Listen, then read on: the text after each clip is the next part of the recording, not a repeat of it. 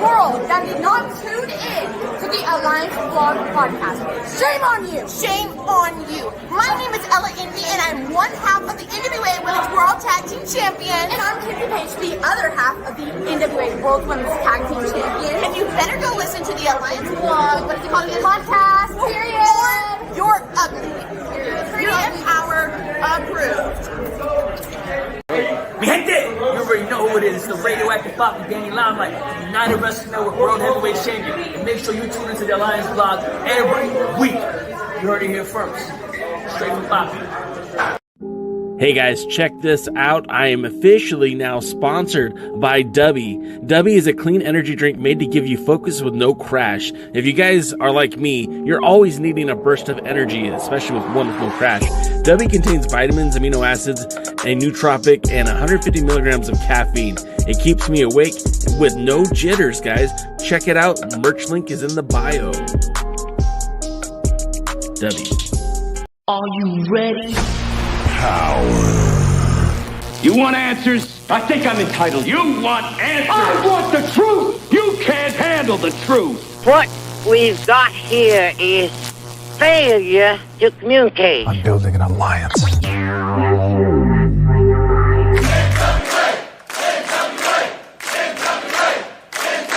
God bless the internet. Okay, let's party. It's showtime. It's time for the Alliance Guys podcast with your hosts Kevin Frazier, Jaden, DKM, and J. Cal. What is up, everyone? Welcome to the Alliance Guys podcast, a presentation of Alliance-Wrestling.com, your number one source for news and information for the National Wrestling Alliance. I'm J. Cal. This gentleman right here is DKM. And the man below me is Jaden. How are you, fellas? Well, we're here talking about the NWA, so obviously we're not doing well. Yeah, well. I just read your comments in the private chat. The abuse I give you guys. Oh, Lord. Make us watch this program. No, just kidding. Actually, it wasn't that bad, but we'll get into that. Go football. Go football. Okay. This is a slice of a picture of you eating a slice of pizza, Mr. Devin Mercer. Yep. Was that a deep dish? And would you recommend it? That was Gino's East deep dish in Chicago. And yes, I would very much recommend it. I've never been to Chicago outside of a layover in an airport. Well, let me tell you, it's pretty effing expensive right now. And you're in far more danger of getting shot than you were when I was there. Yeah, it was. DK was around when Al Capone was around too, so that should say a lot. I know. What's interesting is how they were able to colorize the photo for DK. I really appreciate that. It feels like that wasn't taken too long ago. A good time was had by all. What is going on? What was prohibition like, DK? What? What was prohibition like? Kind of like working with you guys. Take it any way you want. That's what she said. My name's J. Cal, and I'm doing great. Thanks for asking. Hey, J. Cal? Yes, sir. So I was watching Powerrr. Uh-oh. And they had that Hawaiian dude and the girl that comes out with him. Dr. Girlfriend, yeah. Yeah. So I was just curious because I saw this at the pay-per-view. I wanted to know if, she laid you. No. No? I did not get laid in St. Louis. I did not get laid in Nashville. But I did get laid when I came home. Hey! Well, I heard Tim got laid. Is that true? Yeah, Tim. With his wife right there, too. Shit. Good night, everybody. So I just realized that if I have my tablet on right here, we can all see it. Yeah. So what if I put the NWA right here so that you guys could see it while we're talking about it? Probably get demonetized. Probably get flagged for it though, right? Yeah. Should I try it? Oh, let's wait till another day when it's more fun. Okay. When the episode's more fun, or that what we're talking about is more fun? The episode's always fun because Jade and I are on it. So We bring the star power. By the way, did you guys see this new shirt yet? Yes, I own one. You owed one, or you bought one? Well, I bought it. Now I own it. So. Oh, you own one. I am gonna put it on a hat. I just honestly, I've been so busy since I've been home that I haven't had a chance to do any of that stuff. I actually thought you forgot about the hat part. That's why I bought it, because I was going to buy them both together, but I'm sorry. That's okay. No, I definitely, because I do like that idea for a hat too. When you mentioned it, I was like, yeah, that's not a bad idea at all. Make sure you taste the biscuit, taste the honey sauce on the biscuit. Jesus Christ, what are you talking about? It does remind me of something I told a friend of mine earlier this week, that I told them I was going to have a hamburger, and they told me they hoped I got heartburn. And I said, I hope you eat a cheesy biscuit, because they're both gluten and dairy intolerant. So that's my new phrase now. I'm insulting you if I tell you to go eat a cheesy biscuit. What is happening to my show? I love cheesy biscuits personally. I want to know when Jay thought this was his show. Yeah, I know. You're right. When we go on strike, maybe we'll go. You're 100% correct. This is not my show. This is our show. I don't have I'm trying to figure out about the masseuse. Yeah, I wanted to put that up there. No, I don't have a show. I don't have. Oh, there goes the battery already. Yeah. Hey, that's got to be a new record time into the show. Well, I knew that it was low. I didn't know it was that low. Getting low, getting low, getting low, getting low. No.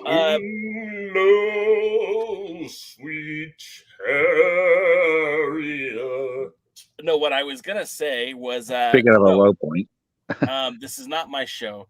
Tuesday is not my show. It's collectively our show. It's the Alliance's show. The show's always better when I look to the right of my screen and I see lots of people in the chat talking about wrestling. It's our show. I have a microphone in front of me, and I guess I'm the one producing the show, but it's our show, guys. Well, yeah, it's our show. Mine and Jaden's. We could start our own. We could be the Alliance dudes. You guys, look, if you guys want to do the show without me. Okay, good. So, all right, now let's not talk about the NWA now. I was going to say, we don't talk about the things he wanted to talk about. Yeah. But speaking of talking about things, I actually watched the Chad Gable Gunther match from Monday, and I watched it on YouTube, so I didn't have to see the commercials. They didn't show the rest of the match. I like how they said the full match, and all they did is they just cut the commercials from it. You still didn't see the full match, but I did get to see what aired, and I did get to see it without commercials. And damn, if that doesn't prove that wrestling can be as exciting as hell, I don't know what does. That was one hell of a match. And of course, now we have to congratulate Gunther on becoming the longest reigning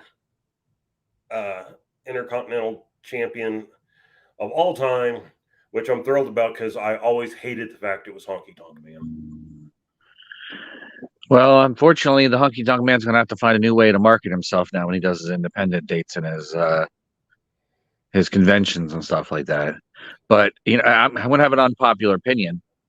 I think the name Gunther fits him better than Walter. It's not that Gunther may or may not fit him better. It's just he was Walter, and we all love Walter. See, if they would have called him Gunther from the beginning. If you're pronouncing it Walter, you're pronouncing it wrong. Yes. But if they would have called him Gunther from the beginning, I think there would be a lot less into it. They started with Walter. I think that's where the problem. Right. But it's just the Gunther just has a more flow to it for what their presentation is of him. R.I.P. the greatest Intercontinental Champion of all time. He's still alive, but his record isn't. Yes, and that's what's really important. The happiest day of my life, which goes to show you how much I disliked Honky Tonk Man. But the happiest day of my life was when he got squashed by Ultimate Warrior. That says a lot because I really couldn't stand the Warrior. Yeah, it was Brutus Beefcake was originally supposed to be part of that match. And was it Angle or was he actually legit hurt? I don't remember. I don't remember, but what they did was they took Cowboy Ron Bass took those what do you call those wheelie spikes on your heels? Mm-hmm. The I can't remember what they're called, but there's cowboy things you have. Spurs, yeah, thank you, and run him across his head and put him out of the match. Yeah, I could not remember if it was a work or not. I just remember Honky Tonk Man getting up and issuing an open challenge, and Warrior came out, squashed him, and ran in, squashed him, ran out. So that was great. Just and he was blown up too. Yep. The glory days of the He was blown up by the time he got to the ring because of the way he'd run and shake the ropes. That's why his matches were only 30 seconds. No, he's trying to find that Hawaiian girl to get laid. He got very upset. We told him we could do the show without him, so he's, proving that we're right. So anyway, I am curious, people out there in the world, if you follow WWE at all, are you happy to see somebody like No. Are you happy to see somebody like Gunther break the record? Or would you watch matches like he had with Chad Gable, which, by the way, is the only match from Monday night that I watched?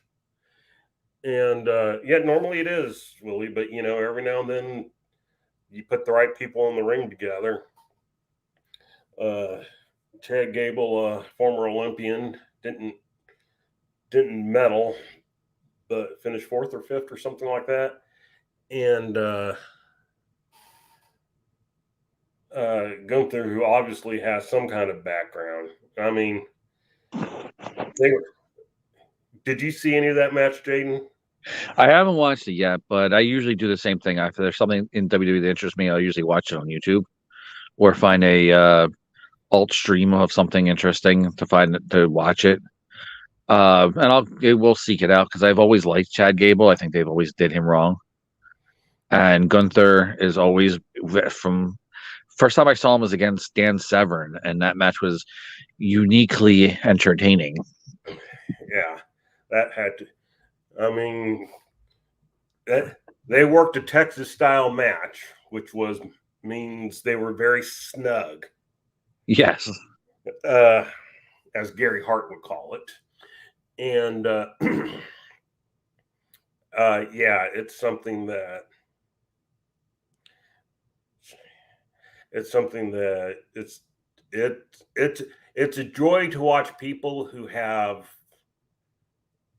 wrestling talent work together and put on an entertaining match. Yes. Not going to say no rope work because there was little, but primarily just on the ground doing some of the wrestling matches, watching Chad Gable, do those German suplexes is just crazy. My fantasy heavyweight and junior heavyweight champions for the end. Yeah, they would very much fit in NWA style, both of them.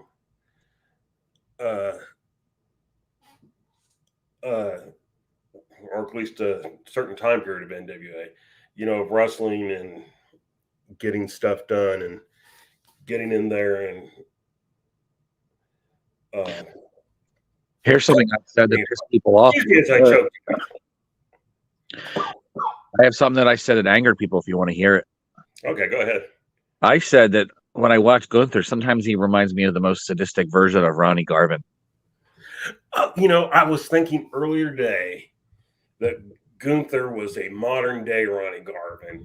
He's bigger, but he's got that. Welcome back, Jay. So, Jay, we'll ask you since you're back. Gunther's that modern day Ronnie Garvin. He beats the tar out of you in a friendly way, so to speak. But you've been in the ring with him, and he looks like he's been in the ring. He comes out purple too. It's not like he's all giving and not taking. Those matches he's in, the ones with Sheamus, the ones with Dragunov, I mean, he was beat up too. So do you like that style there, Jay? So we've talked about this a lot in the past. My preferred style of wrestling is not the popular style. Like I do like I like the hybrid style where you can mix like a good high flying wrestler with a good mat technician. So like, my version of, Valhalla would be like Rey Mysterio wrestling Dean Malenko. Like those kind of matches were always really fun for me, or Bret Hart versus Owen Hart. The hard hitting matches, I don't have a problem with at all. In fact, I do enjoy them. I think when I think of like the hard hitting wrestlers, I think of the Steiner brothers as a tag team. They'd come in and rough people up. And it wasn't like they were punching you in the face. It was just very heavy handed when they were working. And I feel like that's the same thing you get with Gunther. You called out Ronnie Garvin, which I think is a great comparison. And you guys both smartened me up because I used to not like Ronnie Garvin. I didn't think much of him. And you both kind of smartened me up. It's like, no, that dude was a legit badass. And we went back and looked at some of his matches. And yeah, Ronnie was a kind of a stiff dude as well. A snug dude, I think is what you called him. But yeah, I do enjoy that style of wrestling. It is, the Haas fights are always fun. Obviously Gable isn't a Haas, but he went out there and threw everything at Gunther. And like you said, Gunther, that guy gives as much as he receives. And I sometimes I feel like he is one of the best wrestlers at blending reality with the entertainment that you're watching, because it looks like he's legitimately killing people while he's in the ring with them.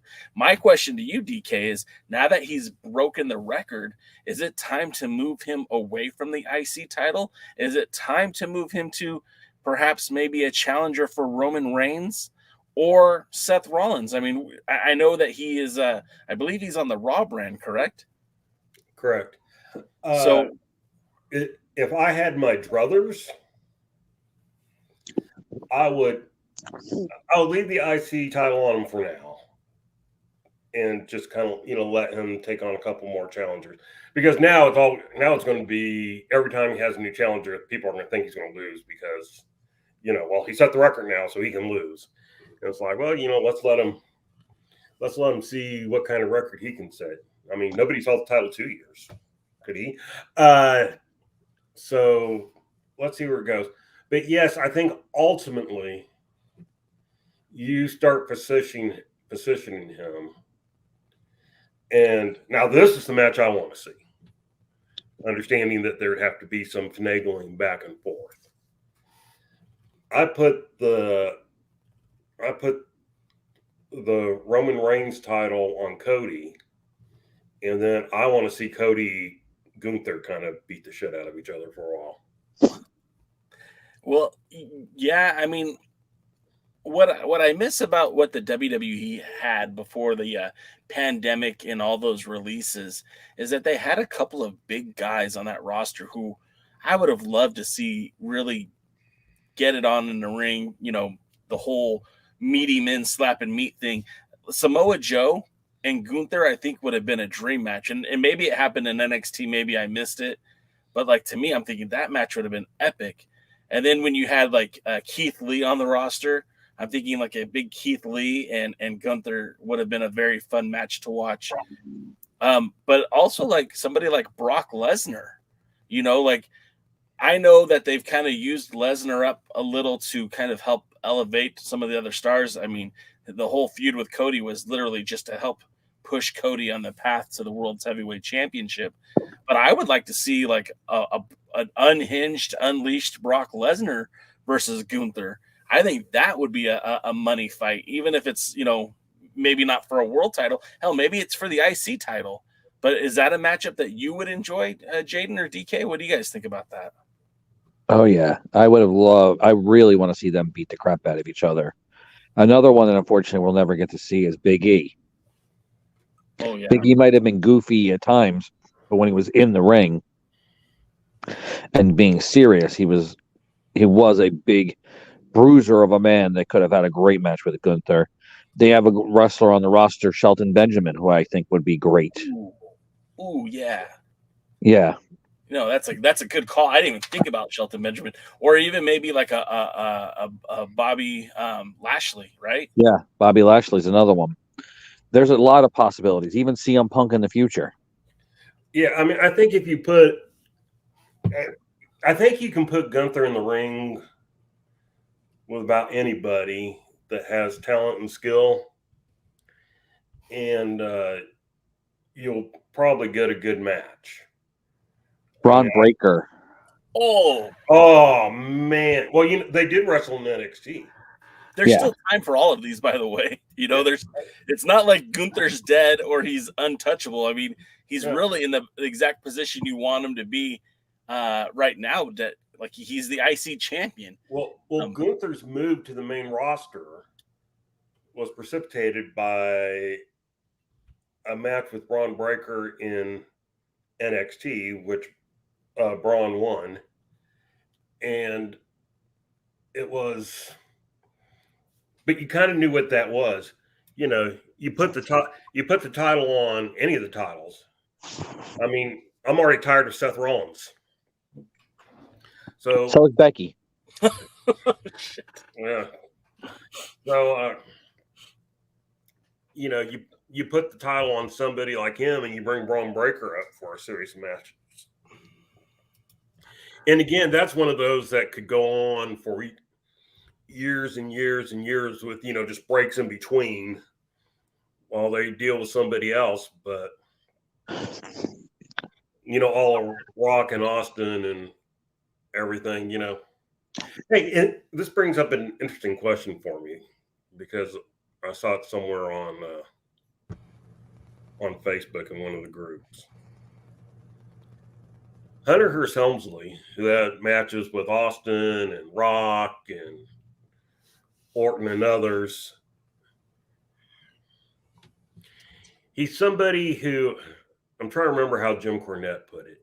He could have great matches with great wrestlers, but he was never the great wrestler in the match. Something to that effect.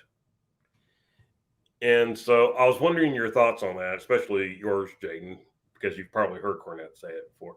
But, like somebody was asking, hey, if you could leave out any of these superstars, which one would you leave out? And my response was, I'd leave out Trips, because as a wrestler, I don't know that he ever contributed as much as the others. As a main event wrestler, no. As a part of the DX, both versions, I think that was a huge reason why the WWE won the Monday Night Wars. So I think without DX, they would have had a much harder time with the success they had. While Austin was the true driving force, and The Rock was coming in the shadows and then working his way up to be that big thing, and they still had like the Undertakers and company. The DX was a huge factor, honestly, in the success of the Monday Night Wars, and I think it wouldn't have been as. I think WWE still would have won, but I think it would have taken longer and wouldn't have been as dominant if it wasn't for them. Was DX something that was where this group was more than the sum of their parts? Yeah. Yes. Yeah. I mean, I don't know that DX in any of them in and of themselves would have been quote unquote top guys, but I think together they managed to pull something off, even if they did have Sean Waltman. And hey, Jaden, you got a quarter of your face there. Do you mind if I jump in? Yes. So I tend to disagree with you guys on Triple H. By the way, yes, I mind. Oh. No, go ahead. Go ahead.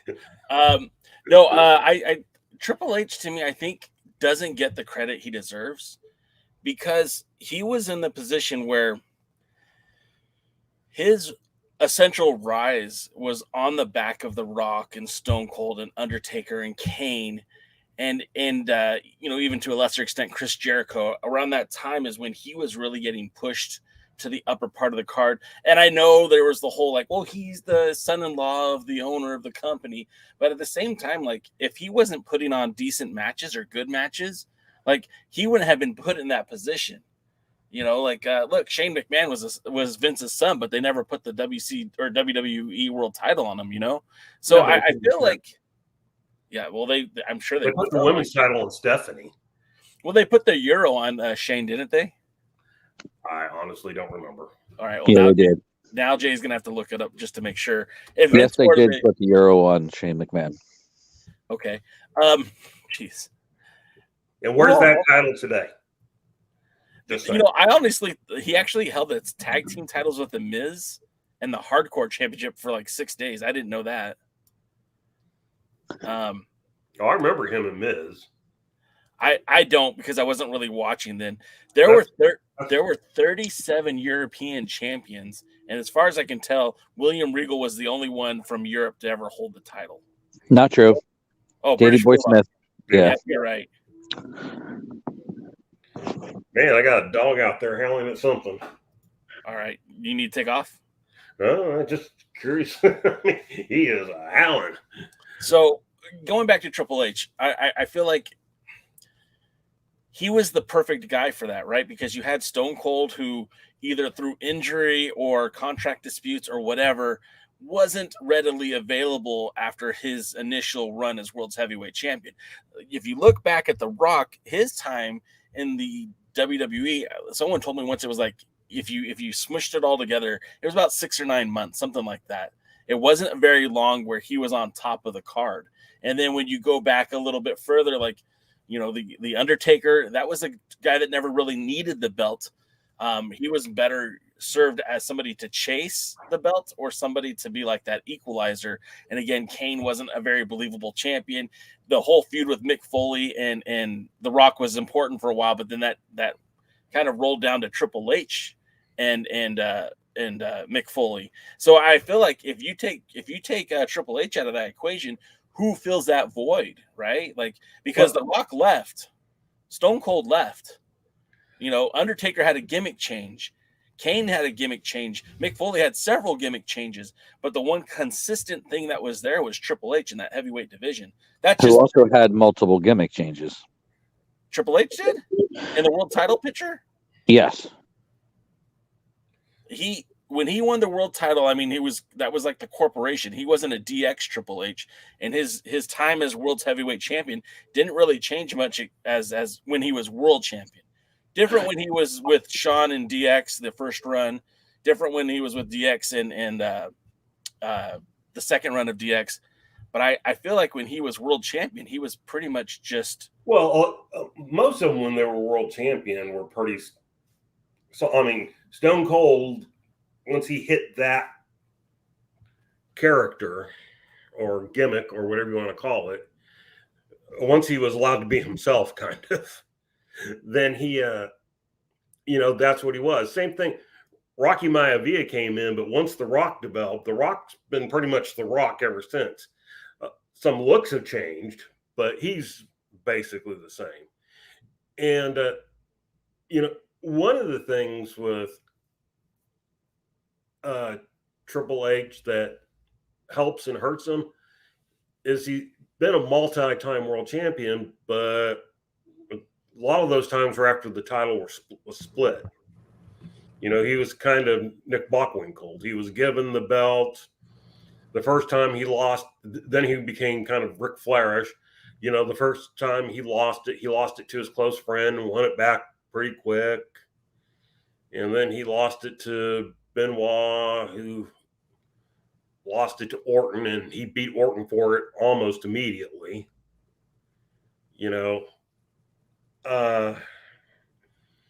Could I go back to the gimmick changes though? Yeah, please do. Because you're kind of talking about them as you're going along, DK. I mean, we'll start off with the My Time Triple H, where it was still with China. Then there was the corporate Triple H. Was my time? Wait. Was my time Triple H with China? Was that a world champion Triple H? He was still My Time when he was with Stephanie, but yeah. Okay. He was still doing the My Time gimmick with the My Time song. Started doing the game when he was the corporate Triple H, and then part of the Stephanie era. There was the Triple H of the Evolution Triple H. He was still calling himself the Game, but he was picking on the Ric Flair role at that time.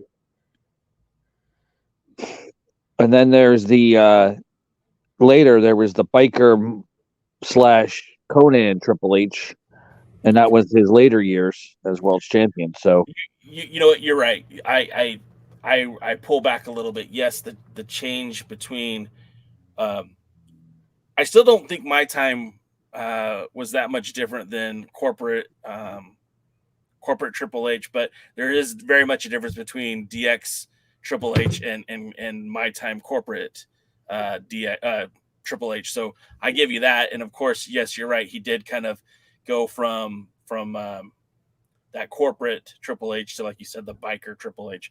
It was very much a different element. So you're right there. But I still feel like he wasn't the original Triple H though more as world champion though. Wasn't he more in opposition to Vince and corporate? I mean, yeah, that's why it was different, because the My Time was him versus the world kind of. And then when he became part of the corporation and stuff, that's when it became more. He was with McMahon's and company. Well, because isn't that who Vince beat for the title? Didn't he beat H? Triple H first defeated Mankind to win the championship, right? And then Vince screwed him out of the title with Shane as the special referee. That was the first run that he had as the WWF World Champion or WWE World Champion. And then he would get it back after Vince became declared the title vacant or whatever, got hurt, whatever. And then he lost it to the Big Show, then would win it back. Lost it to The Rock, then would win it back.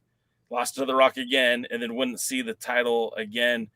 Almost a year later, and then he lost it to Hulk Hogan, and then wouldn't see the title again until. Well, that's when he was given the title. That's when the title split, and he was given the title.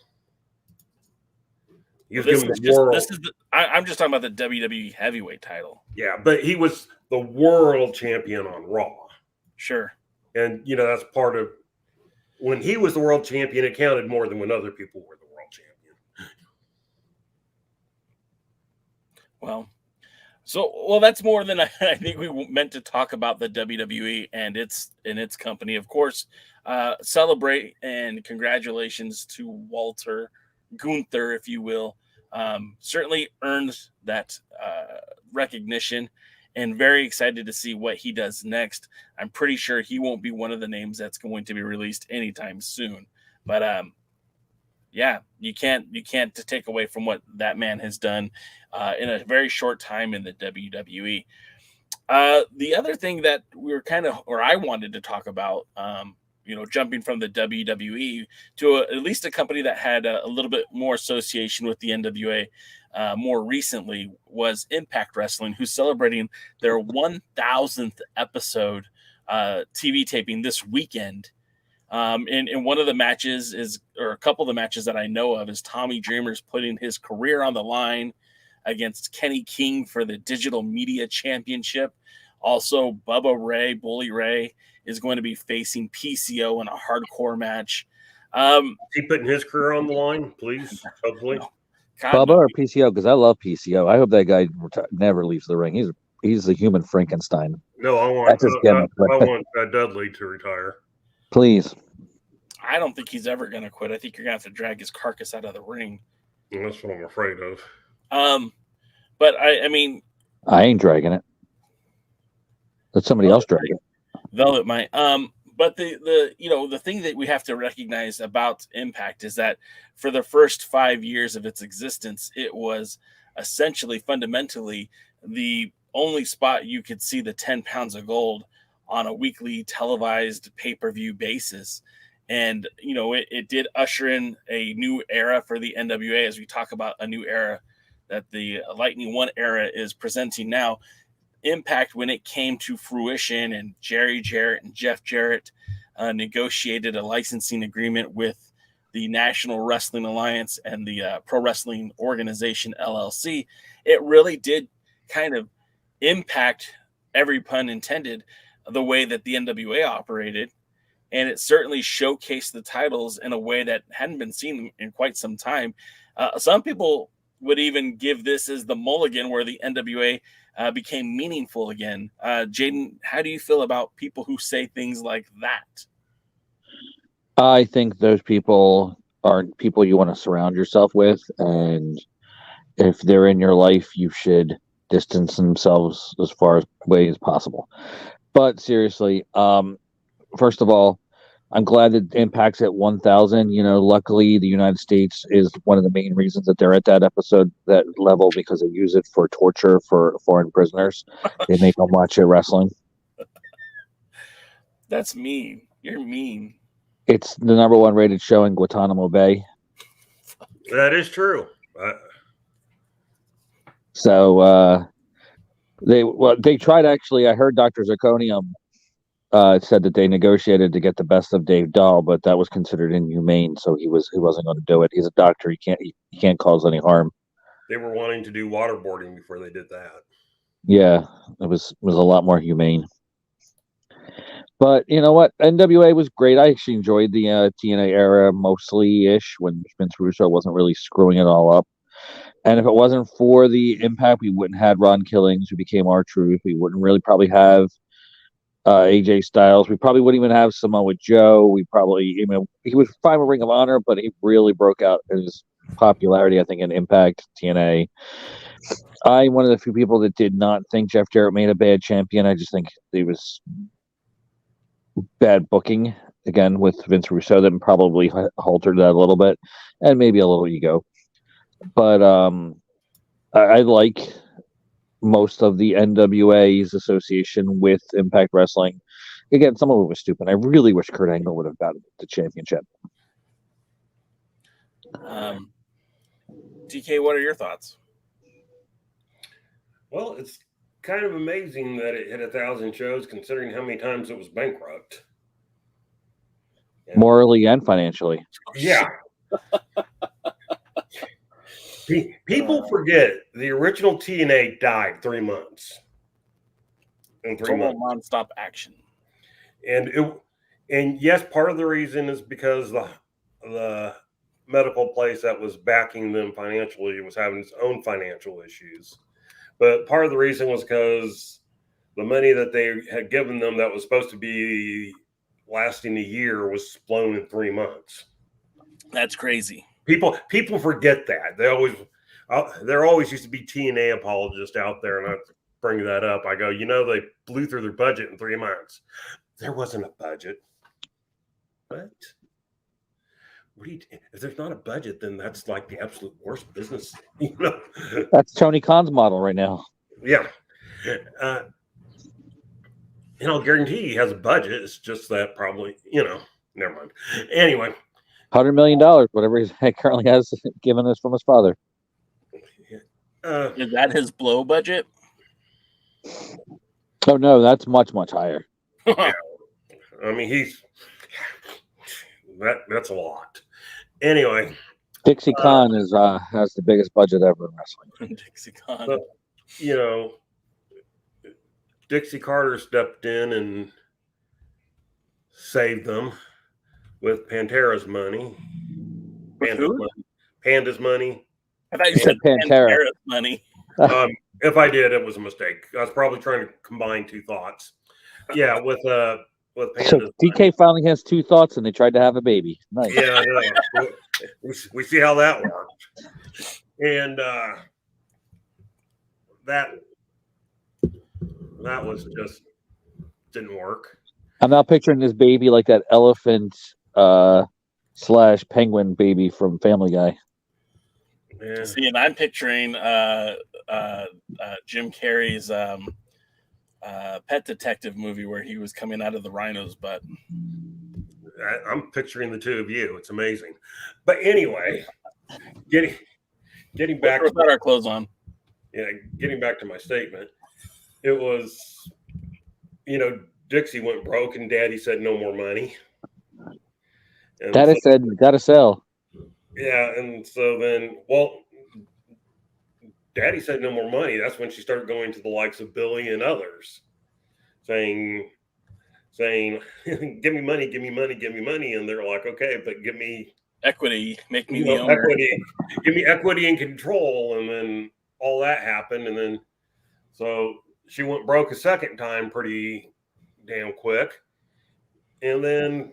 Wait, real quick. James has a great quote here. Wonder what one they had more of, name changes or television stations? Nobody knows. Probably stations.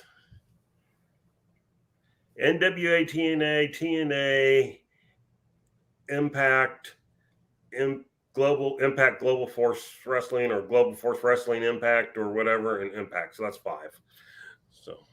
So they were on like the Fox Sports channel when they first got onto TV. Then they were on Spike for a while, right? And then they went to America One? No, not America One, but they're like Destination America or something like that. Something like that. And then they were on like another one, like I want to say like Pop Up or Pop TV or something like that. That sounds familiar. And now they're on Anthem. What is it? What channel is that? Used to be HDNet. Yeah, it used to be HDNet. Oh, it's AXS. And didn't the Pop TV, whatever, didn't that also used to be the TV Guide channel? I think so, yeah. Right. Yeah, those channels, when they decided to be something different or more than what they were before, somehow they would get Impact Wrestling. It's hard to believe that at its absolute worst during the Eric Bischoff, Dixie Carter, Hulk Hogan thing, they were seen by 1 million people. And sometimes now they're lucky to get seen by 100,000. You remember when they were so bold as to go live on Monday nights against Raw? How'd that work out for them? That was a lot of crack they were smoking. All right, Jaden. And then I believe we call that hopium. Jaden, and then I'm going to ask you the same question, DKM. Who was your favorite Impact NWA World's Heavyweight Champion? Okay, I'm going to go through them in my head. I know the one that did the most for both the NWA, Impact / TNA, and the wrestler himself was Christian Cage. I think everything at that time elevated.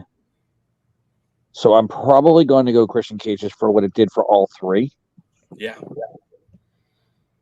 That might have been my answer too, by the way. People don't realize Christian Cage going to TNA was a huge deal. People are like, oh, Christian Cage, he's not that big of a star, but he was the first star of any kind of name value who went to TNA intentionally. He didn't get fired. He left on his own accord. He took a better deal to go to Impact TNA. Yeah. And people don't realize, and that did open the gate for later when all of the wrestlers looking for a higher quick payoff without having to do any near as much work decided to want to do the same thing. Well, then remember, Kurt Angle wasn't far behind from Christian. Obviously, by that point, the NWA, Kurt Angle was there, but he never won the NWA World's Heavyweight Championship. He held the 10 pounds of gold, but that was just a stand-in for the TNA World title is what they were calling it at the time. DK, who was your favorite NWA Impact World Champion? Well, I was going to pick Christian Cage, but when both of you did, it seemed like I should pick somebody else. I can go somewhere else. You can go with that. Yeah, but I do think, for the reasons we were talking there at the end, I do think Christian Cage, in the sense that yeah, he was the first quote unquote star. And remember, his tag team partner former tag team partner was doing big things in WWE at that time, competing for the world titles.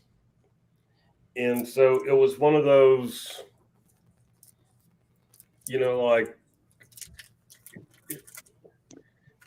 it was just an unexpected thing for him to suddenly show up, and it's like, oh, WWE, if this sounds familiar, tell me. WWE wasn't using them right, so let's put them over here where they'll use them better. And they put the world title on him twice, if I remember correctly.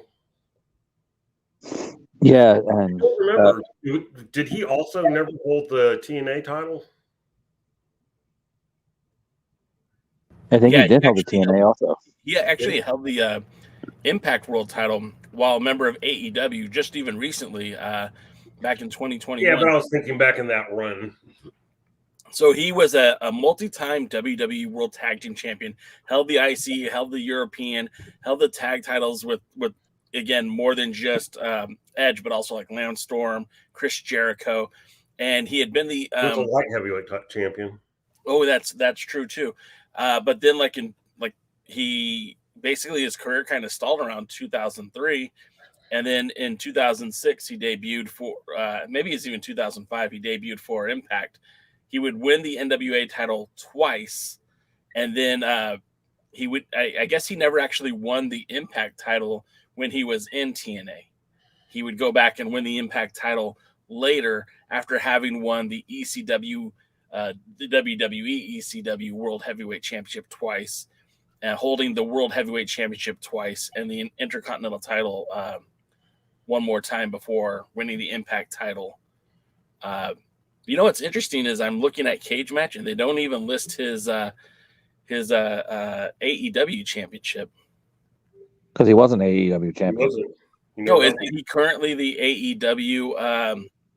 Technically, no, he is not. It's actually Luchasaurus is the TNT champion. He just holds it like it's his belt.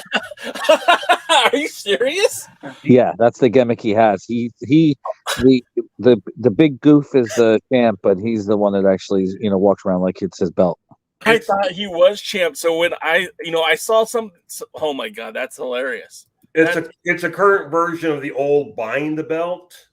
Yeah. Except for he's not bothering to buy it. He's just saying he's the champion. That's great. Luchasaurus may have won it, and Luchasaurus may even defend it for him, but he is the champion.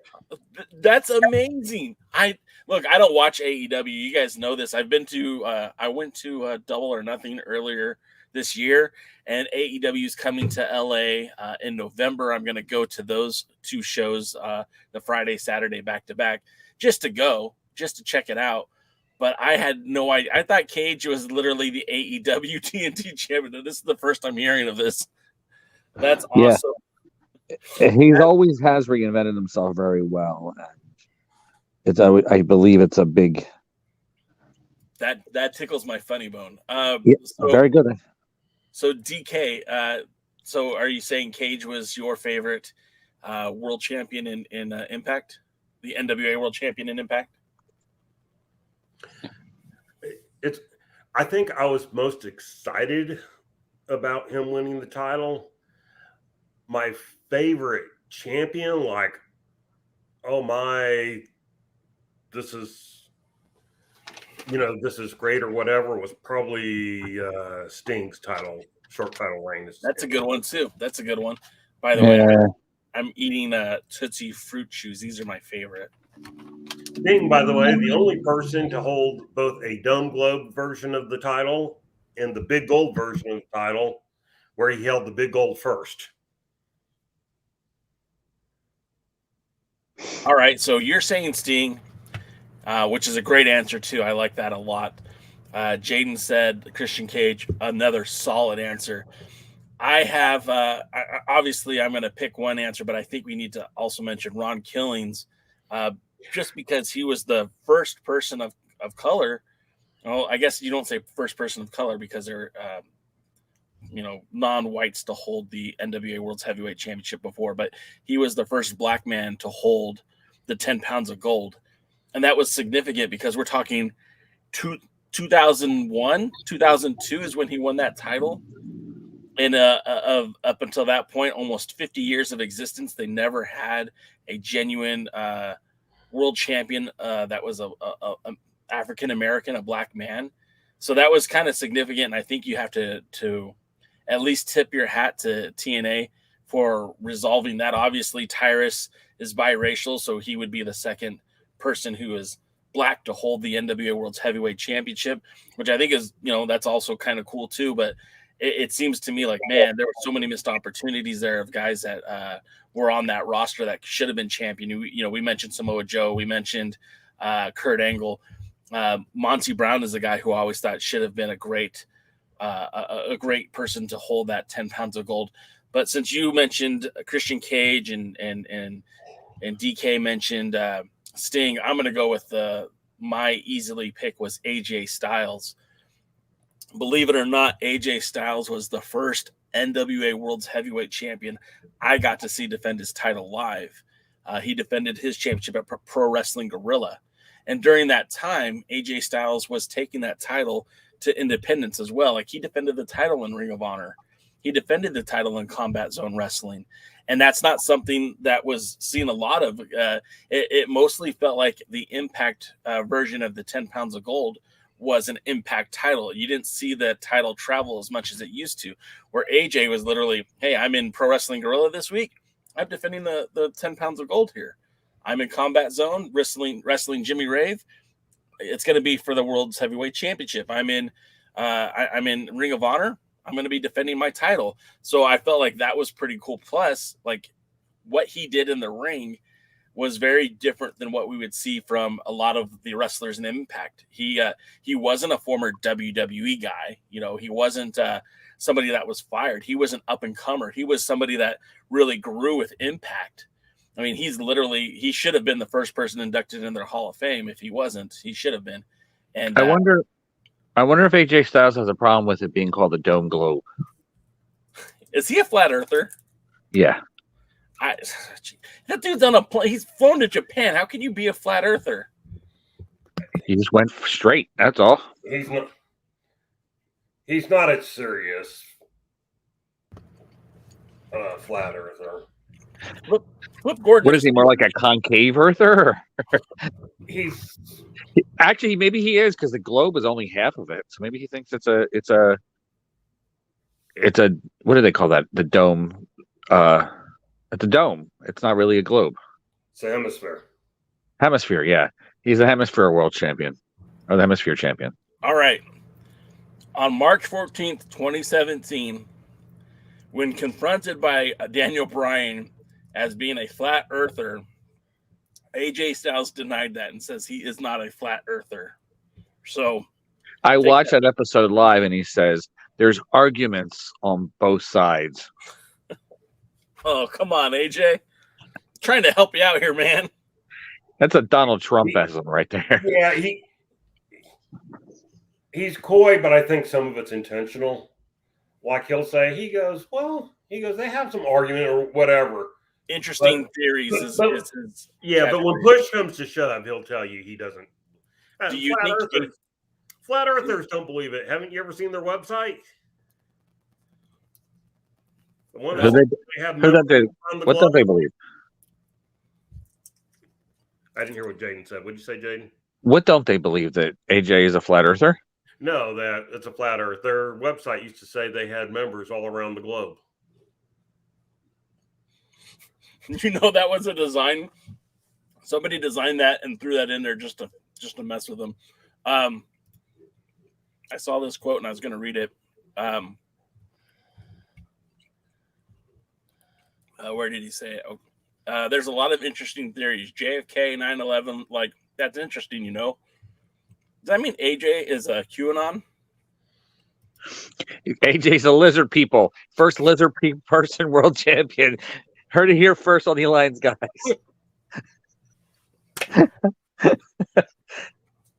First reptilian world champion. So going Second back was Tyrus, because he was a snake. So going back to the question, Jeff Jarrett was a great NWA World Champion and is now my choice. So yeah, We lost DK. I think he has to go take his medicine now. I think he just got tired of us talking about the flat Earth. Now this feels like an Adam Rosella episode of the Alliance Guys podcast. Next thing you know, he's going to be calling up Trump and oh jeez. Anyways, Anyway. So yeah, Impact celebrates 1,000 episodes, and I think you kind of touched on it a little bit earlier. Maybe it was DK. It's definitely they did have some issues with ownership. They had issues with financing, but everyone declared that company dead at least half a dozen times. Oh, they're not going to survive this, and then they survived. They're not going to survive this, and then they survived. They won't survive without Jeff Jarrett. And then they prospered. Oh, they won't survive with AJ Styles, and then it prospered. And the thing about it is, Impact lasted longer than World Championship Wrestling. Think it'll last longer than AEW? I mean, I already put money on that, so hopefully, I want to win $100. Look, I'm not saying that there's any the trees are falling, the sky is falling in AEW, but I will say this, and I whether you believe the people who are supporting CM Punk or the people who support Jack Perry or the people who support the Elite or just the people who support Tony Khan in general, when there's that much chaos in the back, what else is chaotic? What else is not happening that should be happening? And let's not kid ourselves. Tony Khan is spending a ton of money on this. At what point does it not become worthwhile? If you have to fire your heroes, he liked CM Punk. That was his guy. When he nabbed CM Punk, he thought he won the war, and let's be honest, the ratings kind of proved that he did something good when he got CM Punk. People were tuning in, and it wasn't because of any drama backstage. There was no drama when he first got there. And he was putting people over. It wasn't like he was being selfish. He put a lot of people over when he first got to AEW. So I feel like, and again, this is kind of steering the conversation in a different direction. But, if CM Punk chooses to still wrestle after leaving AEW, after being fired, I think there's a lot of companies that would benefit from having him. And talking about the little engine that could, Impact has always been looking for a defining moment. They brought Hulk Hogan in when it was 20 years after the fact that he didn't matter anymore. They brought Kurt Angle in, which should have been a defining moment, but they weren't able to capitalize on the fame that Kurt Angle brought with him. The same thing with Christian. They just couldn't capitalize on that. But right now, the ownership of this company for Impact is not a mom and pop shop. This is a multi-billion dollar conglomerate. Anthem is not just a one-trick pony. They have television stations and they have television programming in Canada and all around the world. If they were to strike while the iron is hot, if they were to go and put down that money for CM Punk, that would be a huge game changer. And all those eyeballs that were following CM Punk's every move in AEW, that kid that was in the audience crying, reaching out to the camera because CM Punk had made his debut, that guy's going to turn on Impact no matter where it's at. He's going to either watch it on YouTube or he's going to find where Access is.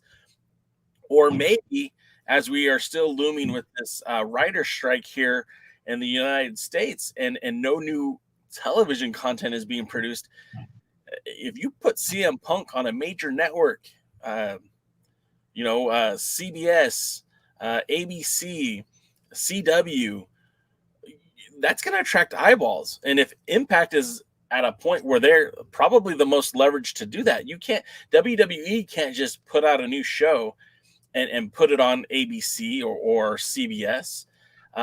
Same thing with AEW. They're locked up with Turner, so they're not going to be putting their programs on any other broadcasting network. But Impact, hell, Anthem owns Access. If CBS came calling tomorrow and said, "Hey, we want to put Impact on our channel Thursday nights," if you get CM Punk, you got a time slot. they could find a way to make that happen. I don't think it's going to be that great with network television. I don't think that's what it will be. No, WWE will probably be more. It'll probably help them re-get maybe the Fox network. But since we're going to transition to the NWA, what about CM Punk in the NWA? Could he, who has a notorious hard to get along with reputation, work with Billy Corgan, who also has a notorious hard to get along with reputation? So this kind of outs me as who I think was at fault here. But well, who do you think was at fault, Jaden? Like you obviously you've been around wrestling, you've been around a lot of locker rooms, you've been around a lot of people. You know, some people are cancers to a locker room, some people are delights in locker rooms. Who was at fault when it comes to Jack Perry and CM Punk? And if you were Tony Khan, who would you have released? Tony Khan was at fault, 100,000%. Okay. He should have snipped it really early when anything was going to happen. Yes, sometimes you have to deal with wrestlers' egos and personalities, and some wrestlers think they're bigger.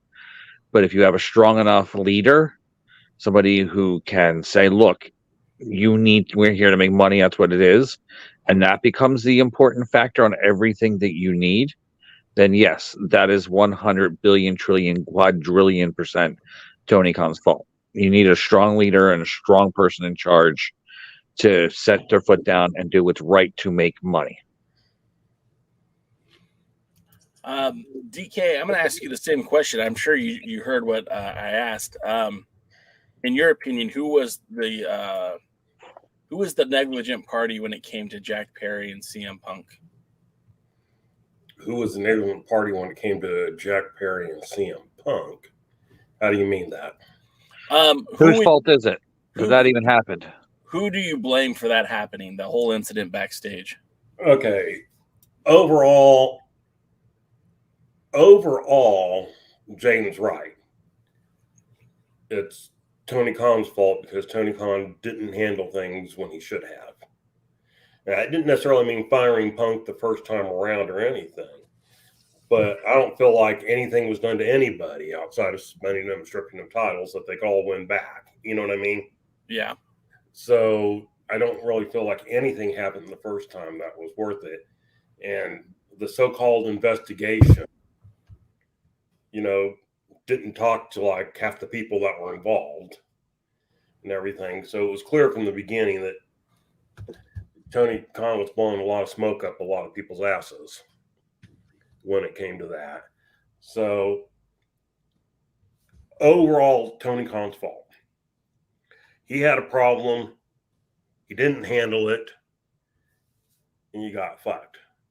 Now, specifically, what happened at All In or whatever with Jack Perry,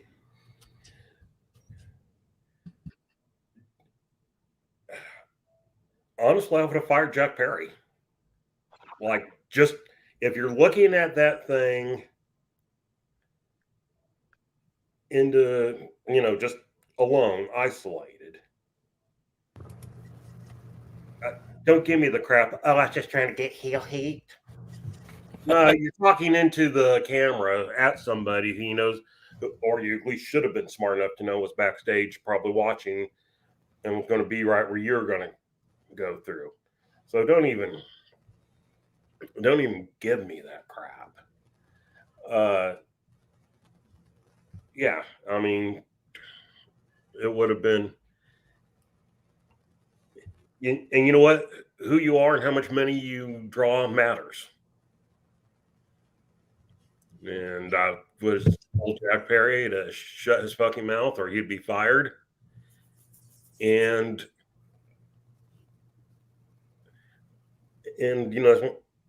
that's life. James, I'm not saying Punk was right, but ultimately, if I'm going to make a decision between Punk and Perry, it's going to be Perry. Oh, Perry fired. Yeah, to be fired. It's going to be Perry because Punk's going to draw me money. Perry's not. And Perry goes to WWE, Impact, NWA, anywhere. He ain't going to draw money. Not even with the FTW title. Not even with the FTW title or anything else. I mean, he's a horrible promo. He's got some talent in the ring. He's not very big. He looks like Hyde from that 70s show. That dude just went to prison for 30 years. No means no. And so, this goes back to what Gorilla Monsoon told Bobby Heenan, and that I say on the show twice a year or so. If you're not in this business to make money, you're a fool. If you're not trying to do what's going to maximize, money for you, you're an idiot. Now, would things have happened where maybe I had to get rid of Punk? Maybe. But from the very beginning, and here's the thing, you don't know what you hear is true or not, or how much of it's true, or in what ways it's true. But supposedly this started because they had originally told him on Dynamite he could use real glass for something so that he could explain being out a week. I never knew you needed injury angle to be gone a week. Especially on that show. Yeah. I mean, I never People disappear for months. Necessary. I mean, people don't make the shows all the time. James says Perry versus Rolando in the NWA equals $4 signs. Yeah, about $4. That's as much as it's worth. Yeah. $4 at the box office. Yeah, that's what they'd have to pay me to watch it. 4 figures? Yeah, 4 figures. So I'd watch it for $1,000. Sure. There are a lot of things I do for $1,000.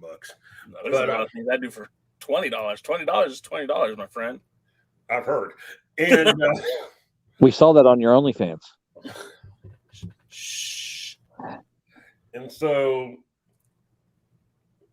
but from the very beginning, somebody has to be, look, the biggest mistake he ever made in his entire life, other than starting the wrestling business.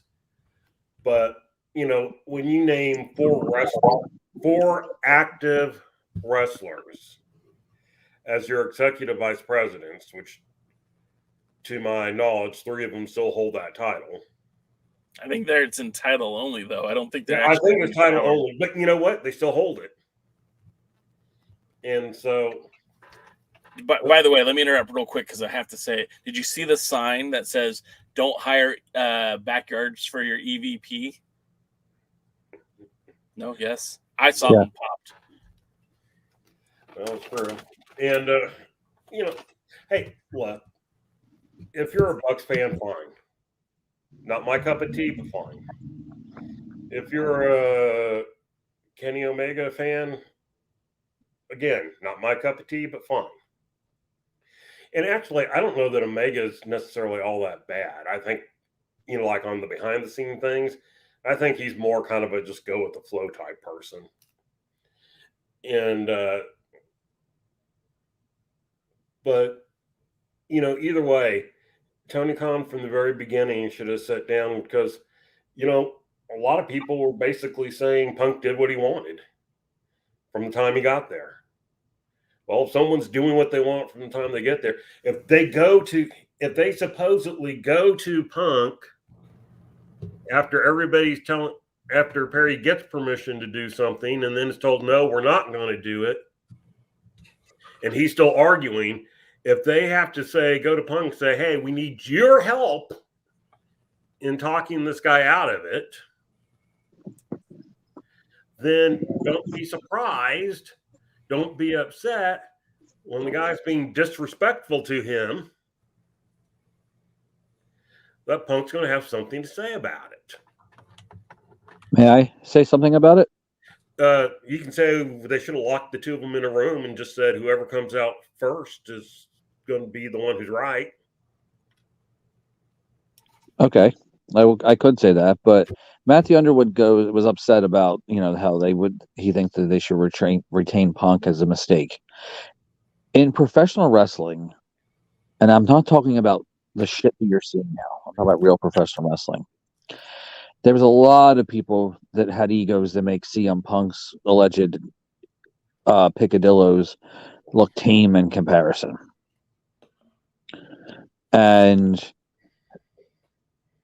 in professional wrestling, a lot of times if their guys had problem with each other, they'd put them in a side and let them beat the crap out of each other. If they weren't willing to do it, then they didn't have that big of a problem. If they were, 9 times out of 10, they ended up being friends after that.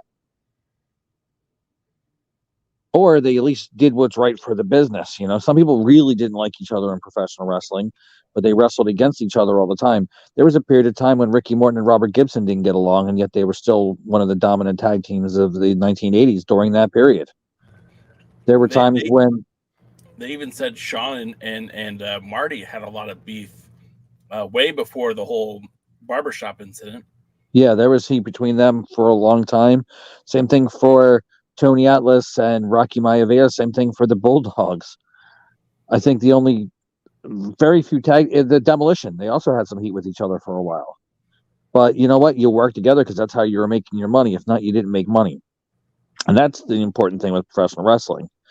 In the old days, Jack Perry would have had the shit beat out of him, stretched, and thrown the heck out of the locker room and never allowed into a wrestling again. Because if you didn't respect the veterans and they told you what to do something, they used to beat the crap out of you. The Young Bucks are the poster boys of they weren't going to get over based on the professional wrestling, so they had to change it around to get themselves over. And that's the thing right now. That's the prevalent attitude in AEW, where if they can't get over based off talent, they have to get over based off of other means. And that's what everybody who isn't a real professional wrestler is doing nowadays. So, yes, they should have retained Punk and they should have ran as a professional wrestling company. Tony Khan's the blame going from day one when he made the EVPs, even Cody Rhodes. Right. I mean, that just never should have been done. No, and it's in wrestling, in professional wrestling, and I know you're like, oh, today's now it's got to be friendly, and it's good for everybody. The wrestling was never, ever, ever meant to be good for everybody. As a fan, wrestling's for everybody. As a wrestler, as a business, that's the one thing that I think is the dumbest thing I ever heard. Wrestling is not for everybody. There are some people that are not meant to be wrestling. When I was training, if you were sensitive and you were too sensitive, you were told get the heck out because you do not belong in this business.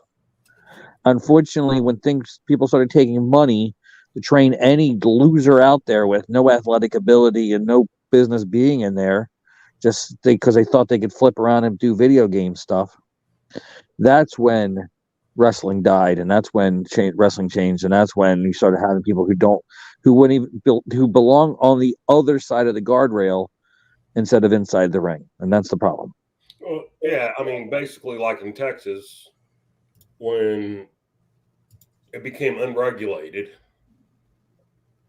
when you no longer had to get state licensing or anything like that, well, then any moron could promote a show, and every time a wrestler had a beef with the promoter, he would go the next city over and start his own promotion. Not even the next city sometimes. Sometimes it was the next 3 streets down. Sometimes. Dallas Fort Worth, we had a lot of cities where you could move to and do things. And sadly, a lot of them thought they were big stuff because they could put 1,000 people in the building, even though they only sold 300 tickets. Shit. Well, I mean, it's true. I believe you. I mean, there's, main event wrestling would always talk about how, who were once part of the NWA, once part of United Wrestling Network, even though they didn't meet the United Wrestling Network's criteria for being a member, and held shows all over Texas and Louisiana and Arkansas. They talk about, they drew 1,000 people. Of course, there was a sign on the wall one places where they drew 1,000 people, and it said building capacity, like 850. But they drew over 1,000 people in that building.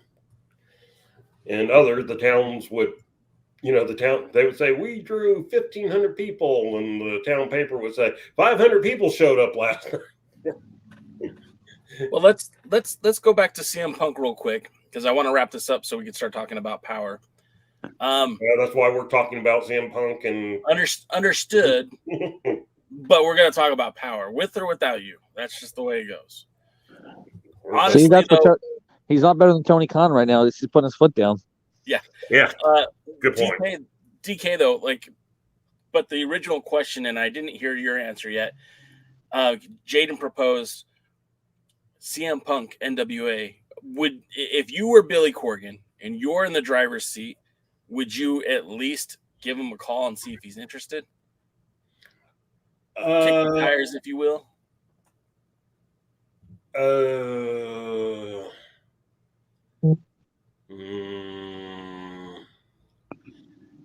That's yes, on for me. Yeah, you would. But I would do so not really expecting success. Or I would do so explaining from the very beginning, which is why I wouldn't expect success. What I say goes. I get the perception, and Matthew Underwood will probably disagree with me, that I don't think at any point, my thing is this. Matthew Underwood said Punk had beef with Mox, Jericho, Kingston, Hangman, Colt, Kenny, Bucks, Perry, Nemeth, and the talent relations guy, Daniels. If I'm put in a position where I'm expected to be locker room leader, and that's told to me by the owner, and then that rubs people the wrong way, that's part of what's going to happen.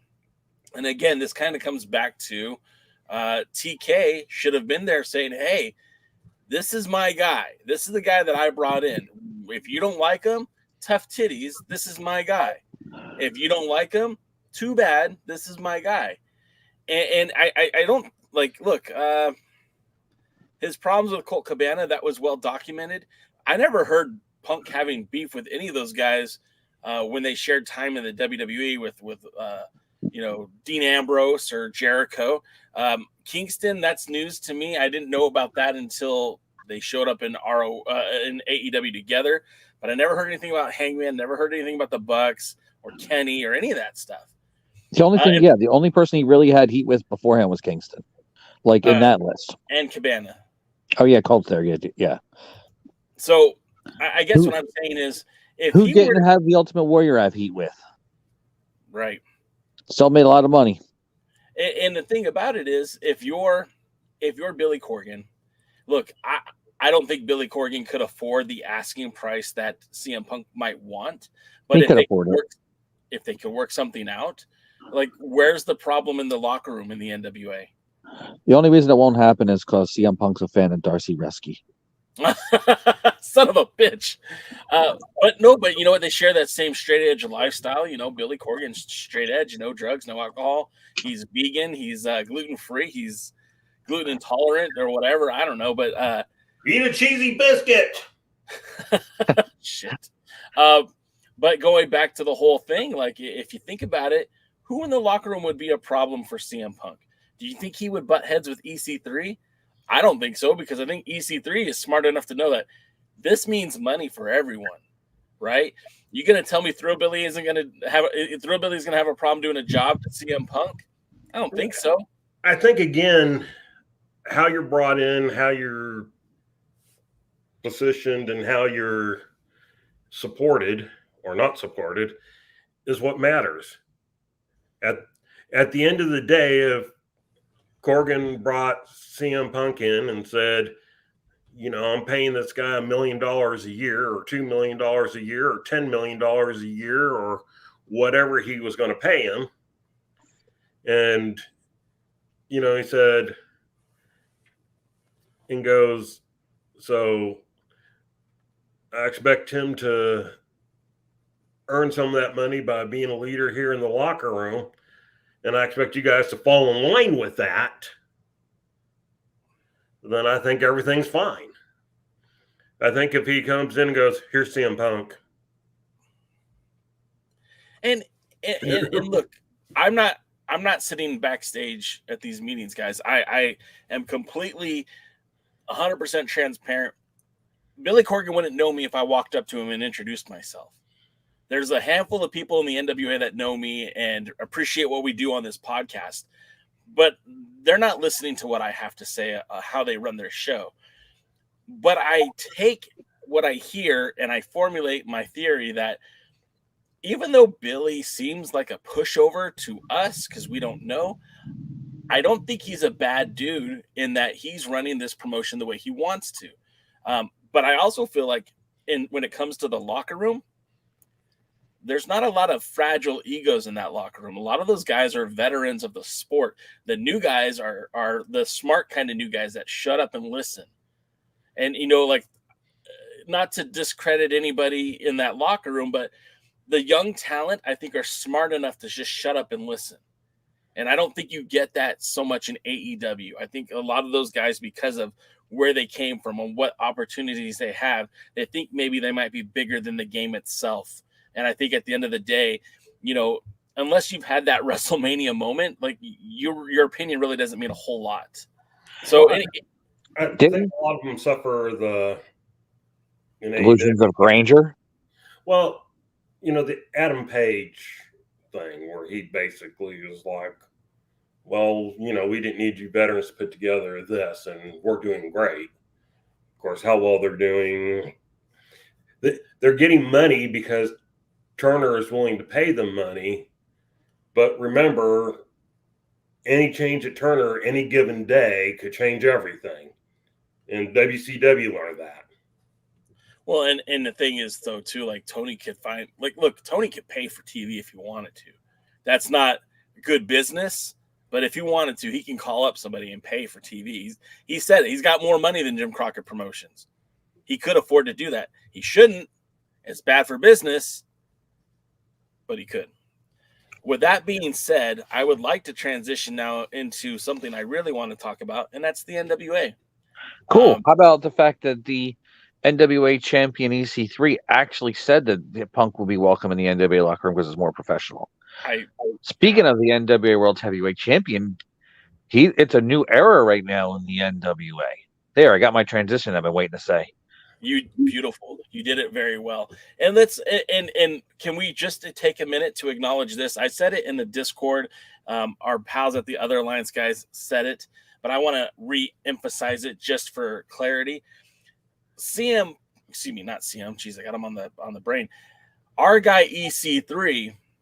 By the time Sal Win comes to fruition, when that pay-per-view airs on October the 28th in Cleveland, Ohio, our guy EC3 will have over 4 title defenses.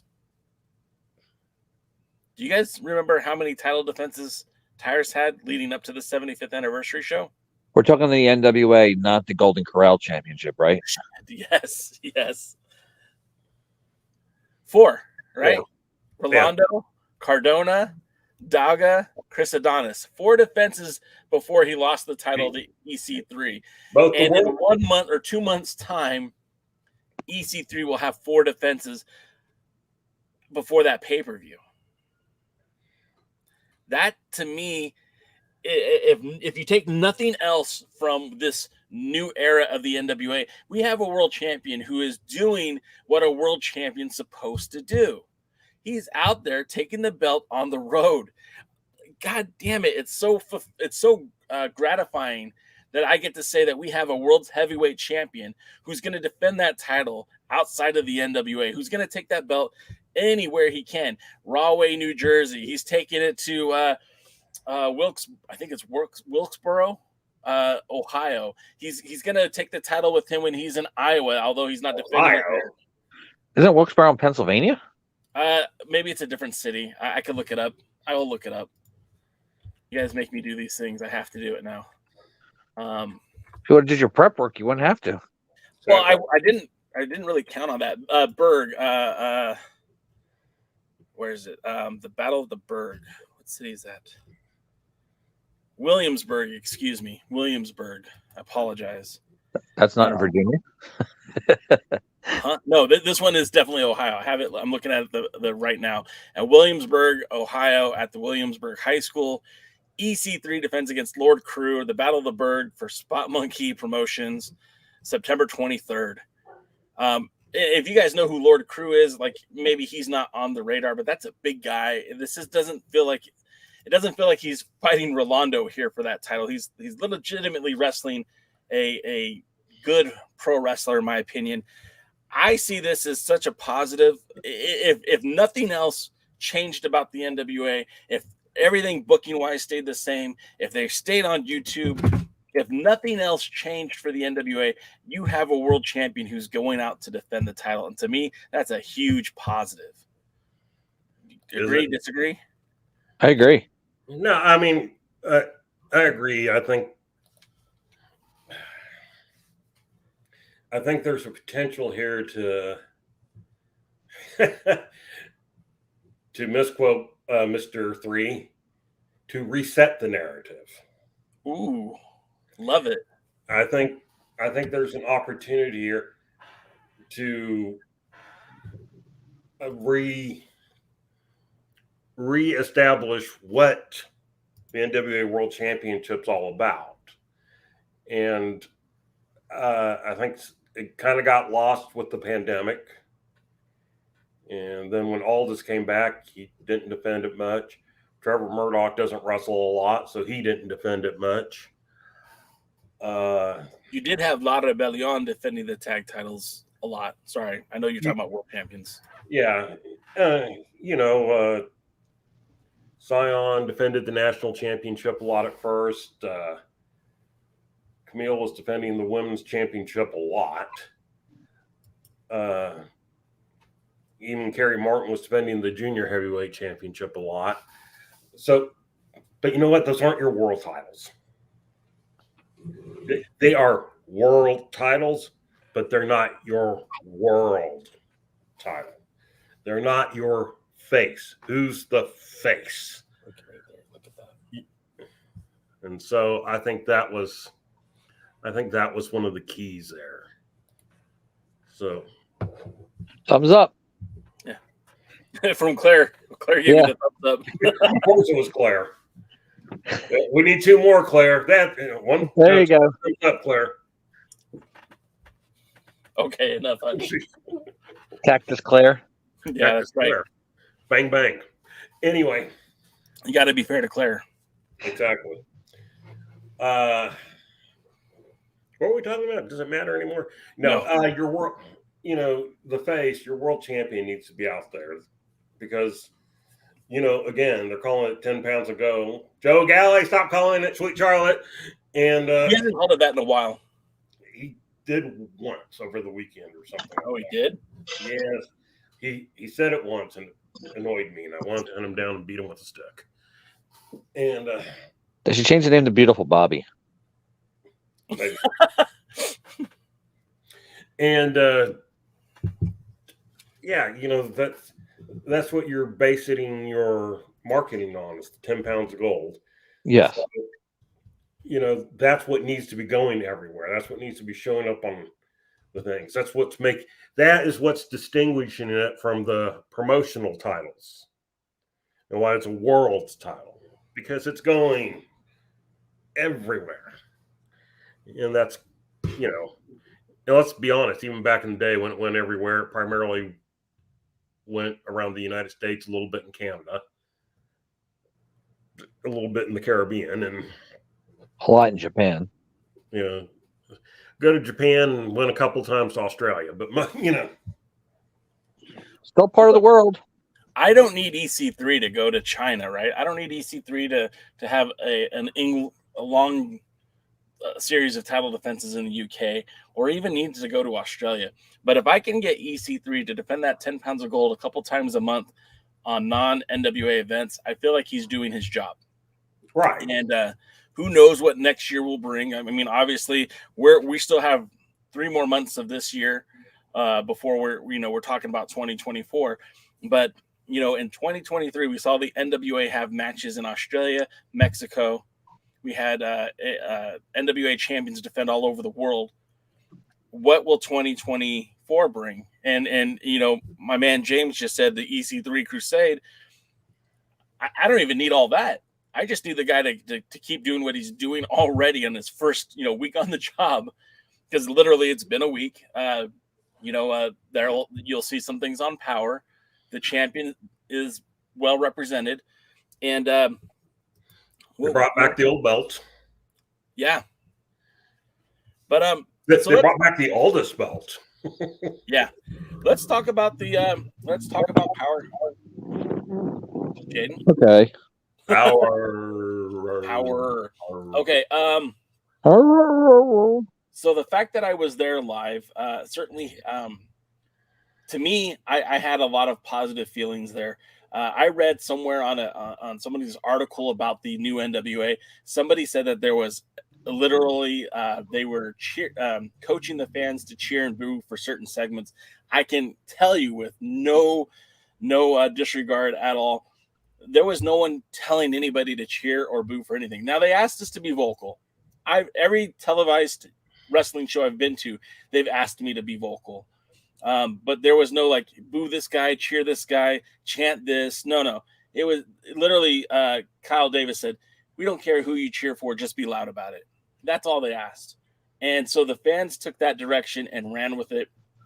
I know, DKM, your biggest disappointment was the lack of fans. Tell us about that. Yeah. I don't like there not being a crowd. Now, there is a crowd, and it's on one side of the ring, and all the cameras are set up to shoot away from it. So you never see the crowd, and I think that's part of what gives you that sensation. Well, is it real? Is it not real? Is it, back in the day, you could sit there and watch them sit on their hands or watch them stand up and cheer. And so you could see how the crowd was reacting. And to be honest, that can feed a person who's watching on the show too, who's watching the show to get into it. And so this was more like going back to the pandemic of an empty arena type thing, or before we got on, I think Jaden was comparing it to AWA when, they couldn't draw a crowd to save their life. So they started doing things in warehouse. And it really bothered me that, I couldn't see if there was 5 people there, 50 people there, or 300 people there. It was just, as far as I'm concerned, watching today's show, nobody was there. They had a couple of people, staff and family members standing off to the side, cheering and booing, maybe when told.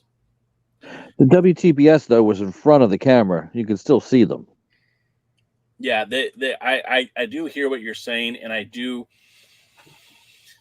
You're right. We were put on the same level as the hard cam. So like the hard cam I was sitting right next to the hard cam all night, and there was 3 or 4 rows ahead of me. It wasn't like a sellout show, even though they sold out. But it was well attended, but it wasn't like you said. It was like 150 people maybe. But to your point, yeah, like the camera, when it did pan, it panned very quickly. It was not about the audience. It was not about the look of the audience. It was all about what was happening inside the ring. That could be a good thing. That could be a bad thing. DK didn't like it. Jaden, seeing the fans in question, would that have been, oh, never mind, Jaden. To me, I kind of agree with you, DK. I think it would have been a little bit more significant to see the fans. Now, I look back, I think back to the old Georgia Public Broadcasting Studios, and I agree. The fans were similarly on one side of the venue, but the camera did pan to the audience. You would see the guys holding. But they were on the opposite side. Yeah. So the camera looked at the ring and then past the ring with the crowd. And our boy Fuzz agrees with you. He says, yeah, the lack of he agrees with you with the lack of the crowds. He said you could hear them mic'd at least. I don't even think we were mic'd. To be honest, that was a loud crowd. For 150 people, they were loud, and they were into it. And again, we saw, not that he's the barometer of interest, but Sandoval came back. And Sandoval left the NWA, going to the live events, and he used to go all the way to the Atlanta shows. He stopped going because he wasn't a fan of Tyrus, and he showed up because Tyrus is gone. And I even asked him when I saw him, I said, "Hey man, where you been?" And he says, "Man, I'm not a Tyrus fan. And if Tyrus was still champion, the NWA would have got my money, but I wouldn't have been here." So, yeah. But I'm going to agree with you that the crowd wasn't mic'd, because quite honestly, you saying there's 150 people there being loud, but watching it on TV and listening, I would have told you 20. Really? Yeah, I mean, it didn't sound that loud to me. It didn't sound like there was 100 people there. And so there's a volume button on your TV remote. You just got to turn it up a little bit. I could hear the announcers. I could hear the interviews. I could hear the wrestlers in the ring. But no, the lack of the crowd. And I think the part that made it even sadder was because it was such a cool setup, but it was so empty looking. I mean, they shoot, they had the guys up on the platforms. And so the one guy shooting from the one angle, and there's Galley and Danny Deals you got to see, and then the guy shooting from the other angle, and you could see Kyle Davis at his platform, but you never saw a crowd. And the thing about it too, like if my memory serves me correctly, there were two cameras on the on the fan side shooting into the ring. There was the hard cam, there was two guys holding cameras, and then there was the jib ahead of above us. So there was like, I don't know, that sounds like five lenses on the wrestling, and not one of them on the audience. So you're bringing up a good point. And when you said it seemed empty, yeah, I got that too. And my first instinct, and I put this in the Discord, and Tim repeated it, when I was watching the show, it did feel very sterile. Like you said, it did feel very empty-ish. One thing that I also thought was that it kind of looked like a game show, especially with the graphics and the way that the ring went down and the lighting. It reminded me of Who Wants to Be a Millionaire or the Weakest Link. And it just even the cuts felt very reality TV based, which is kind of weird because we've heard recently through social media that Anthony Anderson, on his way out the door, spilled the beans about a potential reality show that's being filmed. I don't know. I don't have any answers for that, but I mean, that was out on social media. There have been rumors. If you guys are we're not going to talk about it here, but if you guys are interested, just Google. There's some rumors about what's going on. Real quick, Matthew Underwood asks, speaking of announcers, so is Deals not managing the Southern Six this season because of commentating? I don't think he's technically a manager for the Southern Six. I think he's a manager for Alex Taylor. And I think when he's with the other two that he's not with them. I don't know. They haven't really clearly defined the Southern Six, except for we know that they don't do jobs in Nashville. But going back to my notes, I did feel like it was a very cool opening segment. I'm glad that the NWA acknowledged that it was time for a change. And with the upgrades to the production in the studio, it really felt like the product had evolved. We'll have to wait and see if the feel of the matches matches the new look. But what I did have a problem with right away was that opening segment basically contained the same footage for the opening of the show, which felt very lazy. Like, come on, guys, you couldn't have done it was the same exact footage. Like, wait a minute. Did either of you guys get that feeling? Jaden? I don't honestly remember. I like the song they chose for the opening. I forget what it is off the top of my head now. That's the song that yeah, you're right. Yeah. Be right back. Okay. I did like the song that they chose for the opening. I thought that was great on the way it brought out the package. It had a good feel to it. I did like the opening video, but I really don't think I paid much attention, really, honestly, to it, because I was trying to wait to get to the wrestling part of it to see how that is. You can give all the bells and whistles. You can polish a turd so much, but it's still a turd, and that's what I was afraid was going to happen. So that's what I was waiting to get to. I didn't have a lot of hope, let's say, even though Jay tried to hunt me on it. I listened to the beginning because I wanted to hear what they had to say. About how things were going to be different or whatever. They did bring up that 8 titles had changed hands and stuff like that. Unfortunately, I didn't pay a whole lot of attention then to the intro. So, sure, they used some of the same video, or maybe it was the exact same video. I don't know. I didn't, like I said, I wasn't paying close enough attention to that because it was just like the intro, and I didn't care.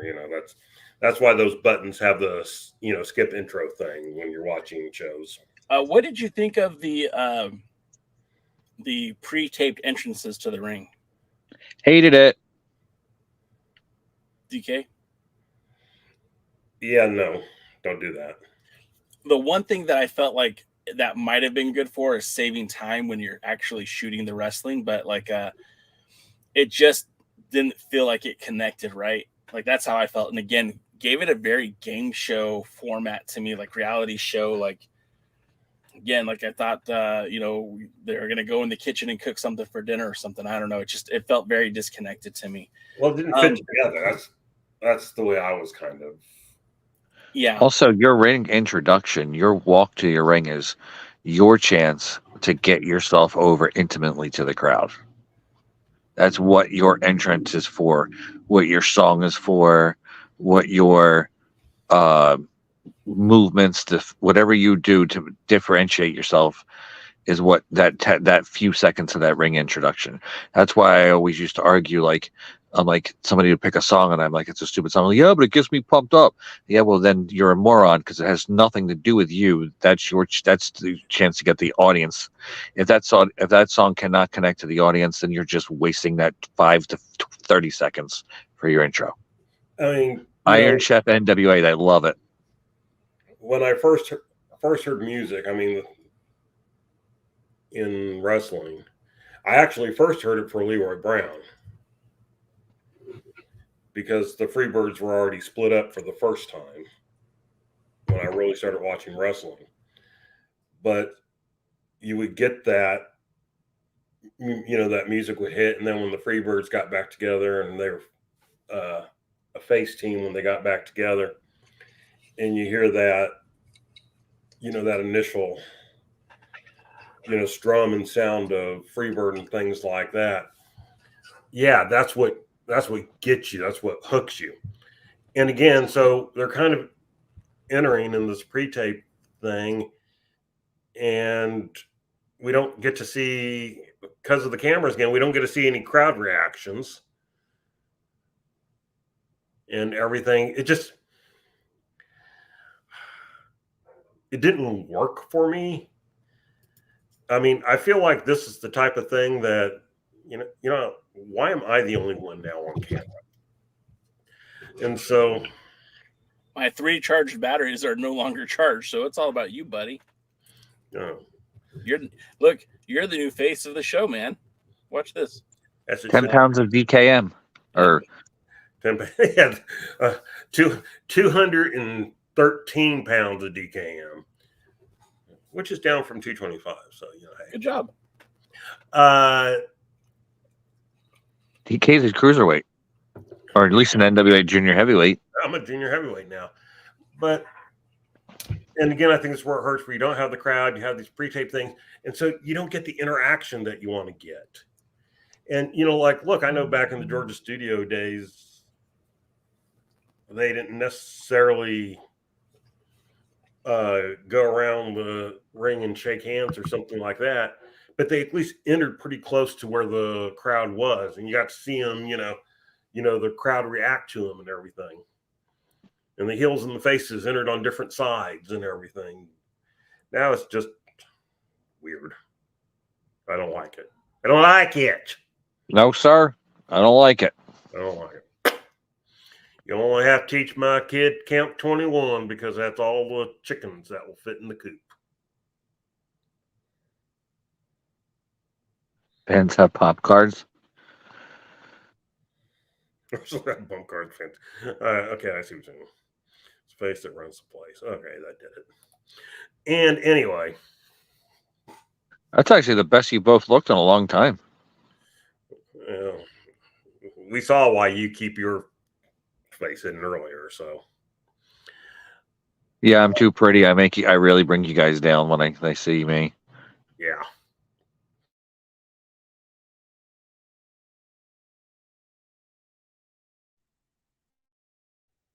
Why are you muting us? Doing Jay. Maybe he's trying to get himself unmuted. I don't know. I don't know what he's doing. Jay's lost his mind. And since we're not hearing from him, maybe he is muted. Interesting. I was muted. Jesus. I kept trying to mute you guys. This was going to help the show. I kept muting you guys because I'm like, you're talking over me. Jesus. All right. Real quick. John says I was watching the last Derby City for a little bit, and half the show was just shots of the kids in the crowd cheering. Jaden, do you feel like seeing stuff like that helps the show? And I mean, oh hell yeah. Okay. Oh hell yeah. When Dog had this one event, I remember watching the videotape. Or actually it was probably the DVD. But there was these two little twin girls, and one of them was on a crutch, and I could see them jumping up and down with absolute excitement when some of their favorite wrestlers were doing their thing inside that Clayton, New Jersey. And it was definitely not Dave Dahl. Nobody cheers for Dave Dahl. I did once.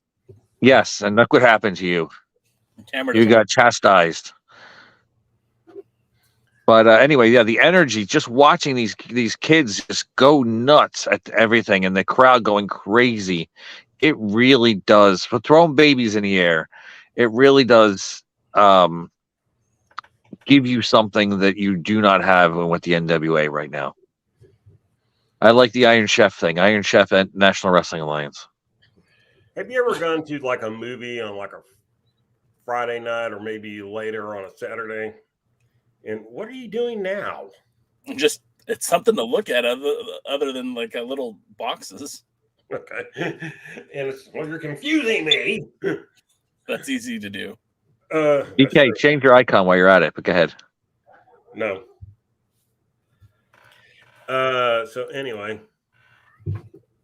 Yeah, all that did was enlarge the screen. All right, so finish your thought, sir. He's like, God, he can't figure out how. Whatever. Put a cloud up so I can yell at it. Have you ever been to a movie on Friday night or Saturday night where where the crowds, the later movies where maybe the crowd's a little bit rowdier and they're reacting to things on the screen and maybe if it's an action thing, maybe they're reacting when the good guy does something or booing when the bad guy does something or whatever, and you sit there and you go, oh man, that movie was great. And then now 6 weeks later, but at the time it might be 6 months or so before it came out on TV or on HBO or something or DVD, and you can't wait to go see that show again because it was so good, and you turn it on and you're watching it and you go, God, this sucks. Because the crowd isn't there to hype you up. The perfect example of that, when you're saying DK, is The Rock versus Hulk Hogan at WrestleMania. Yes. The crowd 1 billion% made that match. If you actually watch it in silence, it's not even entertaining. No. But if you watch the crowd and listen to them, that crowd made that match. And that's exactly what it is. It's the same thing for going to a sports bar to watch a really good sporting event. Yes, there's alcohol involved, and that makes everything better. But I've watched UFC fights where I'm watching it and I'm like paying attention to the athletics, and I'm paying attention to the skill. But then when I'm watching it in like a a sports bar or something like that, and I watch it. I'm watching it for the excitement and the energy. It is a completely different thing. And oh my God, there was two J-Cals for a while. That was We great. went to an alternate universe, multiverse of J-Cal. Dun dun dun. Probably still on mute and he doesn't realize it. Probably. But yeah, the energy is very, very huge. So DK, since you're the new host, we finally got our wish. He sabotaged Jay out of his position. Oh, there you go. I'm back. He's back. Okay, we can't talk about him anymore. Yeah, sorry, I'm back. Welcome back. Although I can't hear you guys, so this is awesome. What do you mean? How do you know we're back? How'd you know we were saying you're back? I think he's lost that's not gonna work. He's lost his mind. Can you hear us now? Can we turn to a Verizon commercial? Yeah, I can hear you now. Okay. I was trying to get the camera on my phone to work, but obviously it's creating an echo, so that's not going to work. All right, so let's go. Let's wrap this show up because there's only 8 minutes left, and I want to talk about this whole episode of Power. So first, we start off with Max the Impaler defending their television championship against Taylor Rising. We saw Taylor Rising make her debut for the NWA at 75, and she had a match against Natalia Markova on night number 2. This match starts off exactly how it should. Brutality and violence and everything that's right with Max the Impaler as they step into the ring and inflict pain. This is exactly what I want to see from the non-binary version of Big Van Vader. This match went way too long for me. I felt like Tara got far too much offense. I did feel like she did a great job of looking terrified throughout the match. She looked like she was scared to be in the ring with Max. And even though the offense that she did get, very little momentum came from it. And eventually, Max gets the victory when she popped their own version. Man, I'm not doing well today. Popped their own version of the popping the trunk. She connects with it, gets the 3 count, and then hits Taylor again. That brings Markova out, and Joe Galli announces that Markova is Max's biggest rival in the NWA. And at first I thought, were they really rivals? Did we get a lot of Max versus Markova? But then I remember at Hard Times 3, the casket match that had almost zero build to it was really the only time that Max has been challenged in the ring. So I thought it was a good match. Jaden, I know you were watching the show for the first time in a long time. What were your thoughts on this? I'm not impressed with Max. Max wasn't mobile enough. Max needs to be more of a locomotive and less of a Dusty Rhodes stand in the ring and let everybody come to them. That's fair. I think the size was fine, and the match did go too long, and I do think the other girl had too much offense. Should have been, honestly, a squash. Yes. But Max just wasn't mobile enough. I want more freight train running over a victim than somebody running into a brick wall. And I think that's what it was. It was somebody running into a brick wall instead of a brick wall running over them. Yeah. DK? Oh, shit. Is that a Commodore 64? No, that's a TRS 80. All right. What did you think of the match? Dual hard drive, though. That was top of the line. Dual floppy drive.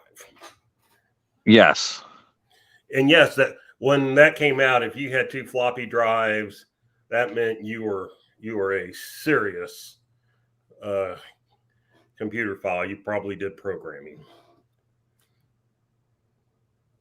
So what was your question, Jay? What did you think of the match? Too long. All right.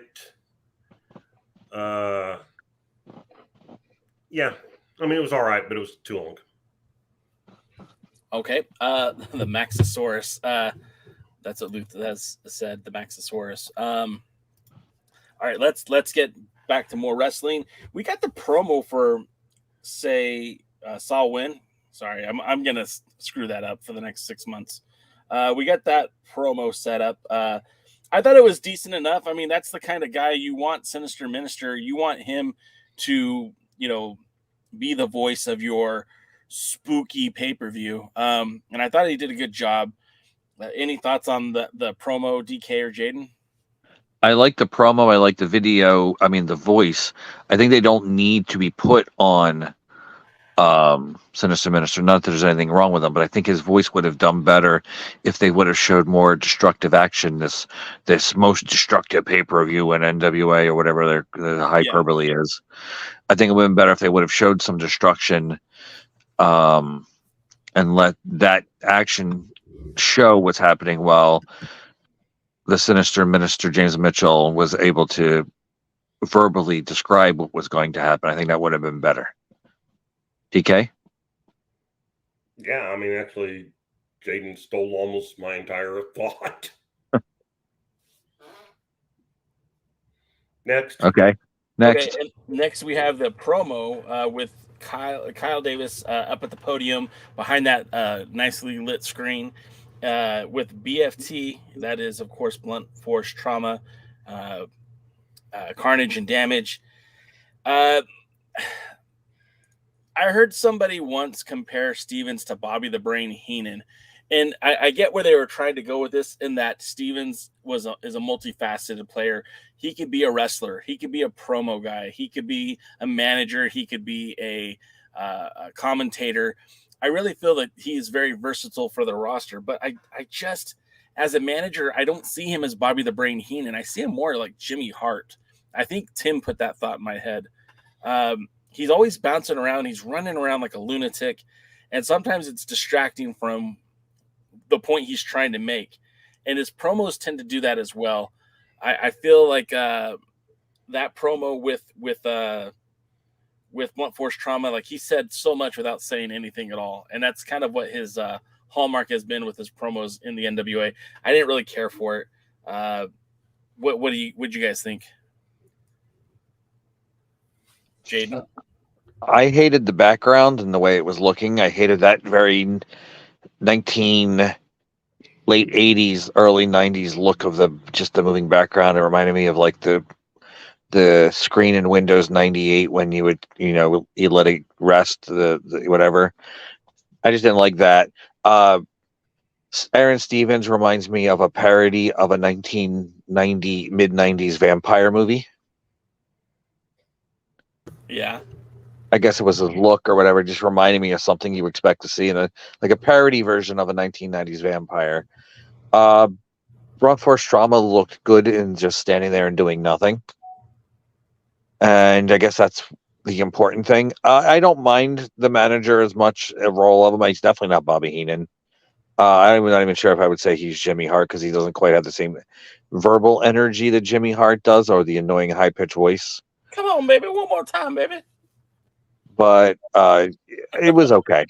At least they're doing something to get personality over, So not everything you're going to do is going to be a success, but it's only going to be a success if you try it. Right. And I think they were just trying something. DK? Stevens does a better job putting himself over than he does the team. And I feel like that's a weakness. Overall, I didn't think much of it one way or the other. And, like Jaden said, the champions look good just standing there. And, of course, every time I think of them, I sit there and think if they didn't have the mask on, they would never be in this position. And that's kind of sad. Yeah, that is kind of sad. I mean, even though we know who they are, it's just, is that fair? No, it's not fair in the greater scheme, in that, when Harley Race once wrestled under a different name and his dad goes, "Why are you making somebody else famous?" I mean, look, we all know it's Mark Shea Rocket. We all know it's Rodney Mack. And those are people who should be getting credit for, being the World Tag Team Champions. Not a team that I'll call Doom 2.0 because that's what they remind me of. Since they are Doom 2.0, though, it does kind of bring up one point that somewhat says your statement, but also changes it around a little bit. Ron Simmons and Butch Reed at the NWA weren't doing anything at the time when they were put under the mask as Doom. And while everybody and their mother knew that it was Doom, because there's only two people at the time in wrestling business that look like that, and they're both in the ring under masks.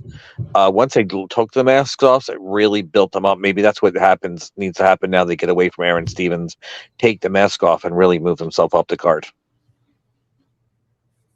Yeah, I agree with that. And I wouldn't hate it if down the road that's what happens too. What did you guys think of the new broadcaster, Sam?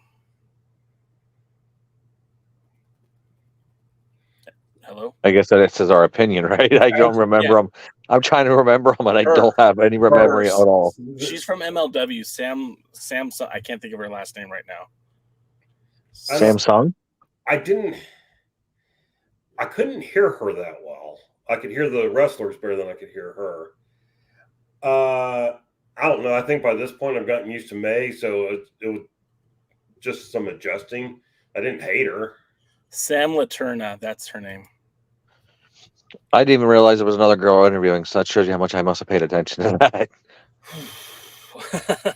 Anyways, so our pals over at the other guys, Dave Scooby kind of mentioned that Sam was kind of like just a microphone holder, where she didn't interject a lot of her own personality, which is the opposite of May. Obviously, May has kind of like a gimmick, but anyways, the promo, she did a. I'm skipping ahead. We'll get back to that in a minute. The next match was the Immortals versus the Outrunners. Now, I agree with Jaden. I still think that they should have been called the Gods of War, because the Immortals just, I don't know. You're not immortal. Hulk Hogan was immortal. This was a good old-fashioned ass whooping, if you ask me. The fans initially booed the Immortals when they came out, but things changed very quickly during the match. One of the things I didn't like about it is I felt Turbo played way too much to the crowd. And when his partner was getting smashed by Kratos, he's out there like, jaw-jacking with the audience. I'm like, bro, your dude's getting killed over there. Maybe you should pay attention to the ring. An audience we couldn't see. Yeah, yes, an audience you couldn't see. But outside of that, this match was exactly what you'd think it would be. I think exactly what it needed to be was a statement match for Odinson and Kratos. They get the victory when Odinson connects with that European uppercut to the back. They called it an unprotected European shot. But aren't all those uppercuts unprotected? Am I missing something? DK, what did you think of the match? It was a good enhancement match. How's that for statement? Yeah, I mean, that's what it was supposed to be, right? Yeah, it was what it was. It was good at what it was. I didn't have a problem with it. Jaden, this is probably the first time you've seen the Outrunners. What did you think? They were okay. They got some good size on them. Their trunks, I think, are a little distracting. They do have a little bit of ability. They got their butt kicked well. I think the thing that most annoyed me in this match is the match that felt most fake. Not necessarily because what's in the ring. It's just because the audience didn't feel like it's really there. It felt more like somebody doing a television show on professional wrestling and not a professional wrestling television show. Yeah. And that's that's one of my complaints about Hollywood. It has a similar feeling to it. It just didn't feel like it was a real competition between the two, even if the Outrunners were getting their butt kicked. I also really, really hate Odinson's uppercuts now, especially the one he did when the guy was in a snapmare position. He did it from behind and barely looked like he even did anything to him. Yeah. I don't know. For a guy that muscular, it doesn't look like it touches and doesn't look like it hurts as much. He looks like he's too smooth at it, and it just doesn't even make any contact, really. Yeah. So I don't like that. That said, though, when he picked up Kratos and did basically an F5 on top of the other guy. Yeah. I thought that was awesome, and I would like to see that happen more often. And I think it's the best I think I've seen Kratos look since the little bit I've seen of him in the NWA, physically especially. So there's potential there, and I've always been a proponent for Odinson. even though I just don't like that uppercut thing he does. But I think there's potential there for them to be something. They're going after the U.S. Tag Championships, which it's nice that somebody wants the U.S. Tag Championships. That are building up, and that's what they're trying to accomplish and what they want to be contenders for. So that also accomplishes something that make maybe the championship mean something. But I'm not at all looking forward to the misnamed tag team of the Immortals versus Daisy Kill and Talos. It just for some reason does not excite me. That's fair. That leads us to the first promo with Sam Sam Laterna. I'll practice that. She's in the back with a returning Zicky Dice. Now, Zicky made his debut as part of the 21-man battle royal for the opportunity to challenge the winner of the national title on night one. Zicky says he's back for one reason, and really one reason only. It's the title that he felt he didn't get a good enough run with, and I kind of agree with him. I mean, he wins the title, and a month later, the whole world shuts down. And he describes that the NWA is going to have a TV title tournament, which assuming means that we no longer have a TV champion in Tom Latimer. Without expressing it exactly, basically they just spoiled that at some point Tom Latimer is getting a shot at EC3. And I'm going to tell you it wasn't on any of the episodes of Powerrr. So I feel like they kind of told us what the main event's going to be for Sal Win without anyone really telling us directly. But we get back to it. They're going to have 2 back-to-back 4-way elimination matches, and Zicky Dice will be part of one of them. I absolutely hate that this is how they're going to determine the new champion. But Zicky Dice back in the NWA, DK, you had previously referenced him as a fungus that was growing on you. Do you still feel that way now, seeing him return to the roster and making his intentions known about the TV title? No, doctor gave me an antifungal, and I've been cured of him, and it must have been pretty strong because it's still working. Not the biggest Zicky Dice fan. It was interesting. I think you helped talk about the TV title more than they did, because he was kind of back and forth. At some points, he made it sound like they were going to be wrestling for the championship, and at other points, he made it sound like they were going to be wrestling to be the top contender for the title. And so maybe I just put too much into it. Well, I think sometimes when you know stuff, and from being at the tapings, and you're hearing what you expect to hear. Honestly, I had to kind of go back and listen and go, wait a minute, what's he saying? But yeah, I don't know. I'm surprised I want to go back and hear what he had to say, because I'm just not a Zicky fan. Jaden, are you a Zicky fan? He doesn't neither move the needle either way for me. I can tell you I don't like him with his darker hair. I think he had more marketable look when his hair was blonder, more blonde. For some reason, he just looks he looks older with his hair darker and less impressive, I guess. At least he wasn't ever like a superstar physique, but I think he has tried to get himself in better shape since I last really saw him. But again, he just looks older in the process. And again, I think it's his hair color. He's got some personality, I guess, and the NWA needs what they can get. That says Zicky Dice is the Kenny Powers of the NWA. And then our pal Fez says, what about cornrows, Jaden? Would you like to see Zicky Dice with cornrows? Maybe. I mean, I think that's culture appropriation. I don't think that's allowed anymore. Next up, we get Kyle Davis with... I always hated that. I know a lot of cultures that are wearing pants nowadays that they didn't get from their own culture. I knew that was going to set him off. How is copying Bo Derek cultural appropriation? Kyle Davis is in the back with Pretty in Power. Now we have the 3 members of Pretty in Power, the only 3 we've seen in quite some time. Obviously, coming off the success of NWA 75, you've got the new women's tag team champions in Ella Envy and Kylie Ray. It's not Kylie Ray, excuse me. Kylie Page. And then we also have Kenzie Page, the women's world champion. Man, my brain got frozen there because I said Kylie Ray. Just everything froze.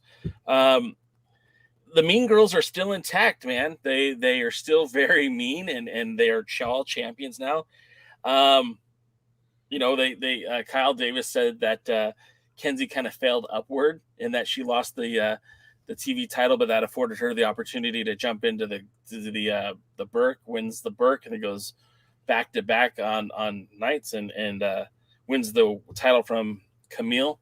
They basically don't really say a whole lot in this promo. They don't have any announced opponents yet for Sao Win. And, I'm sure that's going to change, but the promo itself, it was very just a Mean Girls-esque. Jaden, what did you think of the promo? All right. Kenzie needs to lose the nose rings. I don't know if she wrestles with them. I think she does. But it's just, I don't know. It's very distracting when she's talking because they move.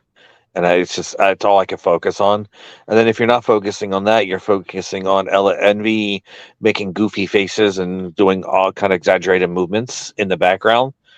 I don't remember what they were saying, honestly. I was just watching the weird things that were catching my attention. And that's probably not a good thing because the idea is to get themselves over and get their championships over and get their opponents over. I think they didn't even really say anything about opponents. I think they just basically said nobody's in their league. Yeah, they didn't mention any opponents yet. All I saw is just, I don't know, it's between Kenzie's nose rings moving around and Ella Envy just making funny and entertaining but distracting body movements and facial expressions. I don't really even think I even pay attention to the promo. DK? Well, another old belt returned as the larger belt that they had made for Camille within the last few months is probably staying with Camille, and Ella Envy had the older belt that needs to be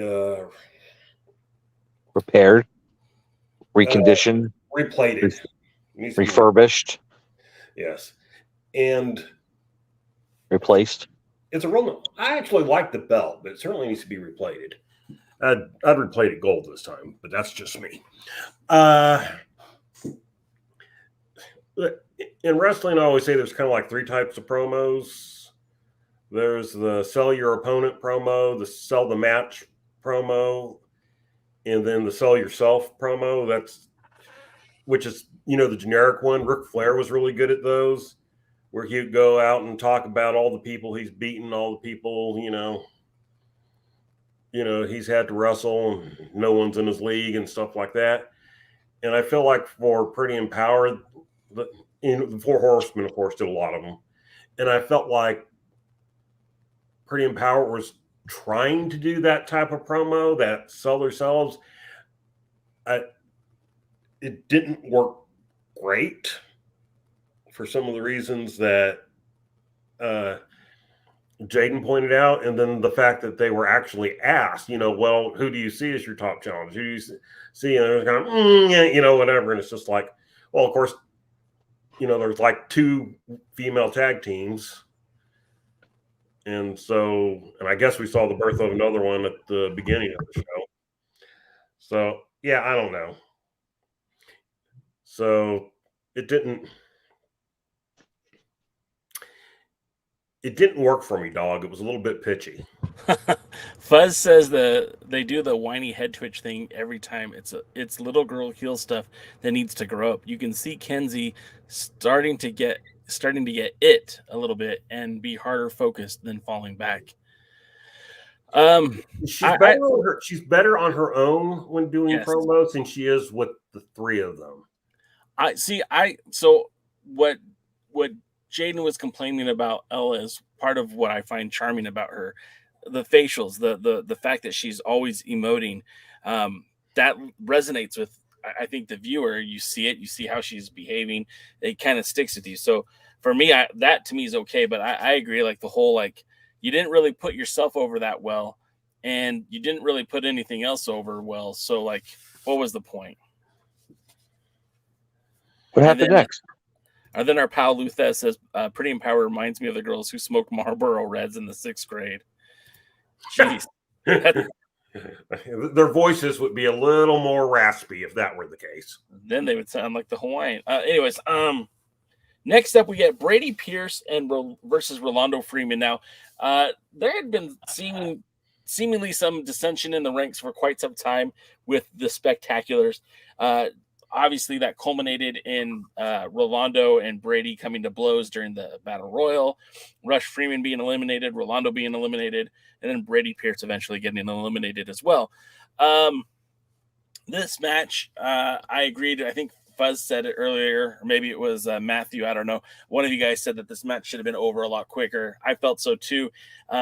If you're trying to push Brady Pierce as a badass, then he shouldn't be going toe-to-toe with Rolando Freeman. I get that he beat Matt Cardona. I get that he's had a few surprise victories, but he's still 4 foot nothing, 75 pounds nothing. I don't know. This should have been over like a minute. If I was booking this, I'd have rather seen Rush and Pierce with Rolando on the outside. I kind of hate the fact that the fans are so much behind Rolando. I don't know. I feel like when I was there, I kind of felt like I was in this negaverse because it's like everybody there was so excited to see Rolando, and I'm over here going, God, this guy sucks. He's the new question mark. Yeah. Hopefully this is the conclusion. Hopefully this is done now.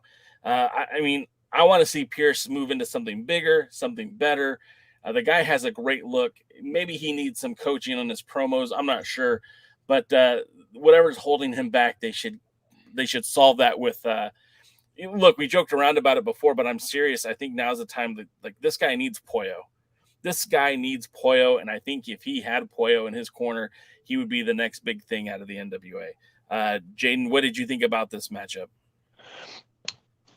Rey Mysterio was a smaller wrestler who had something special.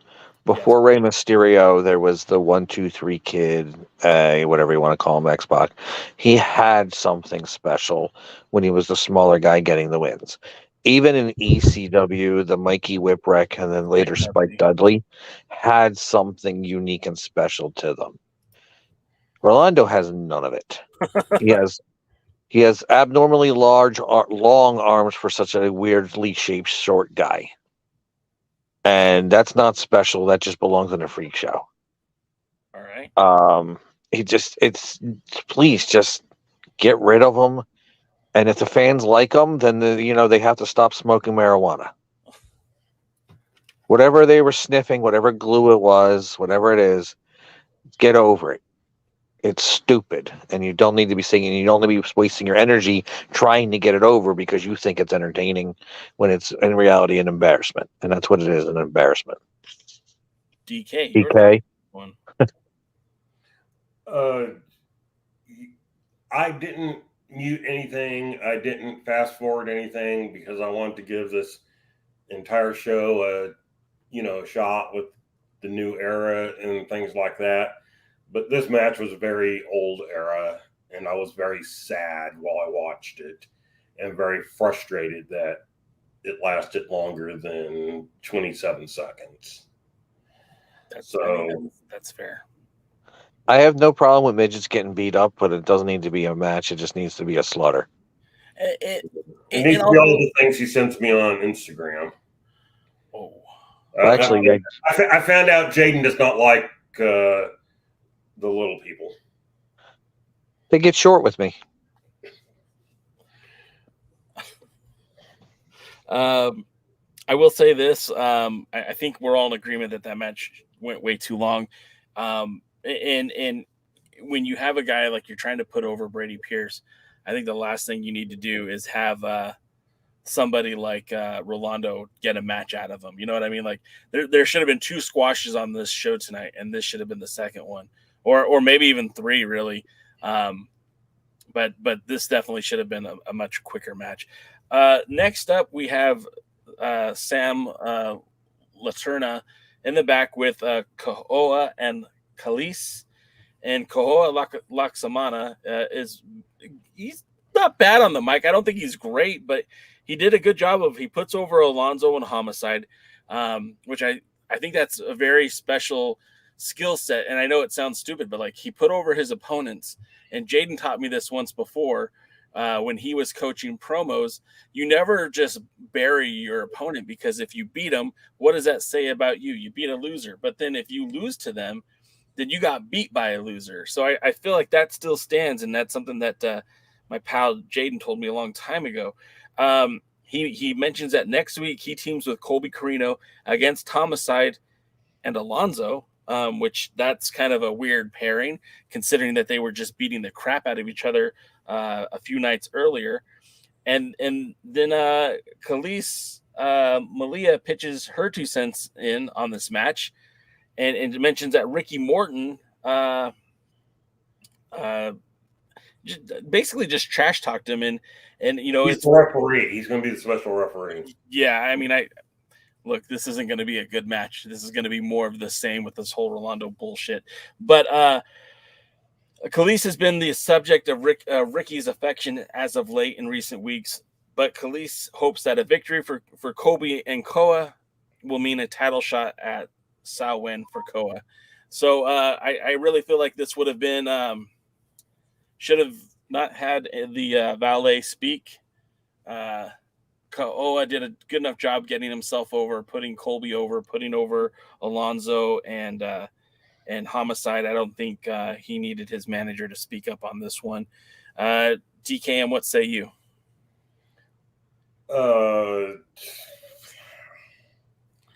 It would make more sense if he had actually ever won a match. And kind of the same thing with the TV title match at the beginning. It's like it might mean more if she had actually won something before she got to challenge for the title. Hey, you lost to Markova. We're going to put you in a title match now. Yeah, that happens quite a bit. Yeah, that's that. The NWA tends to use that logic under Billy. So again, I already know that Jim Cornette would call him Koa laxative. And his promo was fine, but it's hard to get into again when he's never won. She spoke, and I thought, that was not the voice I was expecting out of her. We kind of, when we were at the anniversary show, and maybe she just had a rough night. Maybe her voice is a little rough. Maybe she sings, and on church on Sundays. I don't know, but we affectionately refer to her as Dr. Girlfriend. If you watch Venture Brothers, you know what we're talking about. Yeah, it just not the voice I was expecting. Little Rocky Horror Picture Show-ish for me. Yeah. Next, what else happened on the show? Jaden, you have 2 cents you want to throw in on that? No. All right. Next up, we have Kyle Davis with the World's Heavyweight Champion, EC3. This is again, EC3 is up at the podium again. When EC3 entered the NWA, it was a lot of the same rhetoric that Matt Cardona was using, that, oh, I'm here to save it. Oh, I'm here to do this, to do that the NWA is for the nostalgic wrestling alliance. And he kind of still mentions that, but then he puts over the brand. He puts over some of the former champions of yesteryear. And then the Overman acknowledges that this is a new era for the NWA. EC offers that he will defend the 10 pounds of gold all over, including Mars and the Fourth Dimension. This is evident if you look at his upcoming booking schedule. Again, he's going to be in Columbus, Ohio for his show, Exodus Pro. He's going to be in Iowa for, I can't remember that promotion's name right off the top of my head, but then he's got the 2 title defenses set, one of them in Ohio, the other one in New Jersey. He's definitely leading up to what he said he would do. And for that reason, I'm all in on him. He says he's coming for Tom Latimer next week, which sounds like they're building the blocks to a matchup at Samhain. But again, that you don't necessarily get any of that from this promo. Jaden, what did you think about EC3's first promo on Powerrr? They all said Spartacus, but I think more like Julius Caesar. Okay. I like the outfit, honestly. It's very Roman-esque, and he does have a Roman gladiator / praetor / soldier of fortune vibe to him that I kind of like. His hair does bother me because it looks like a Brillo pad, but he's got the same hair as all the guys at the gym who are wearing the little tank tops and recording their Instagram videos or the TikTok videos at the gym instead of actually working out. But you can tell EC3 does work out, and it was a good promo. He put himself over, put the championship over, put over the future of the NWA, tried to build some goodwill with the changes and making it look like it is a new era and something has changed. And, that narrative definitely needed to be changed, to quote DK. I think it added a little excitement, and I'm more happy with him being a champion just physically, just the way he looks and carries himself as a champion. I think it's an improvement of what they had in the past. DK? Yeah, I mean, it's kind of what we need as a champion right now. May not have been my first pick, but I think he's the right pick. Wasn't fond of his Greek tragedy outfit. Wasn't fond of his Mars comment or fourth dimension. But overall, he was saying what needed to be said as far as being the champion and going out there and defending the title. So, I'm going to give him a pass on the promo overall. Dye your hair back all dark. I don't like the blonde. I don't think that was blonde. I think it was just the lighting. Well, maybe Sandy Brown, but I don't think that was just the lights reflecting off of it. Finally, I thought it was Sandy Cheeks. Oh, I know Twin Peaks. I know Dusty Bottom. I don't. The know Fixers that. I need versus to know that. The Fixers versus the Southern Six. This is your main event for the night. We have a obscure version of the Fixers. I mean, I'm so used to seeing Wrecking Ball and Jay Bradley. Well, easy for me to say. Wrecking Ball, Legursky, and Jay Bradley. So it was a little bit to my chagrin that we had Matt Vine and the Fixer taking on the Southern Six. Now, obviously, the Six don't do jobs in Nashville. Legursky and shows his power early on against Alex Taylor. And a little bit on Kerry too, but then he gets halted very quickly when it's the Thrillbilly Silas Mason in the ring, and that had a very good look to it. And I'm not saying that this is the feud that we necessarily want for our pal Thrillbilly his first time out as the national champion, but I don't hate it. If this matchup leads to a title match between the two, I think I'm in on it. I think I'm okay with that. Because, when you see Wrecking Ball Legursky in the ring and he can't just muscle somebody around, that's saying something. Overall, I love the energy that you get from the Southern Six. I know that they're supposed to be heels, but they're so Freebird-esque that it's hard not to just root for these guys. I enjoy the heck out of watching these guys. Kerry is such a spaz on the outside, and he's screaming and yelling, and he's doing the crotch chops and all that other stuff. It's like heel 101. Alex Taylor gets his ass kicked, but Kerry comes in and gets the victory with a well-placed knee. One thing I didn't like is that, if the Fixers are supposed to be this four-man unit with Jay Bradley, who obviously wasn't in this match. He doesn't have his manager's license, apparently. But Wrecking Ball is partnered with Matt Vine and the Fixer. I don't understand why he gets so upset that they're doing the Fixer thing. Like they're part of the group. It's a thing now. That I don't know. To me that just kind of I know Wrecking Ball Legursky's kind of a goofball in the NWA. Anyways, I know he's not like that elsewhere. I know that when he wrestled for Dangerous Adrenaline Wrestling Gladiators, he was a lot more serious. I've seen him, some of his stuff on the Northeast, he's a lot more serious, but in the NWA, he's kind of a goofball. Jaden, what did you think of this version of Wrecking Ball Legursky? What did you think of this version of the Fixers? And am I right about the Southern Six, or am I wrong? Well, first of all, why didn't he call Patch and Vinny the Fixer? That would have made way more sense.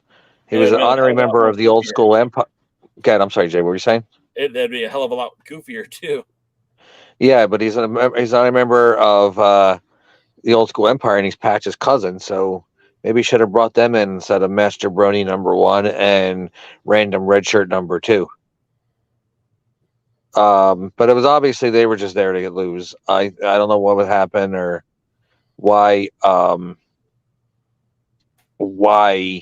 Jay Bradley wasn't a part of the television taping or something like that. But it should have just been Wrecking Ball and then some other like real tag team or pseudo tag team instead of the Fixers LLC. That said, though, there is something special with 2 out of the 3 members of the Southern Six, which I still think is a stupid name. The more I hear about it, the more I hate it. The more I like it. But go ahead. Maybe it's because I have an education I can count, but maybe that's why I don't like it. But you have a New Jersey education. Don't get too excited now. We actually have one of the highest educational standards in America. So I don't want to hear anything on that. And yet it produced you.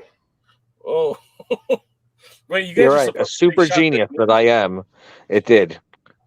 Anyway, though, they should just call themselves the Redneck Wrecking Crew or the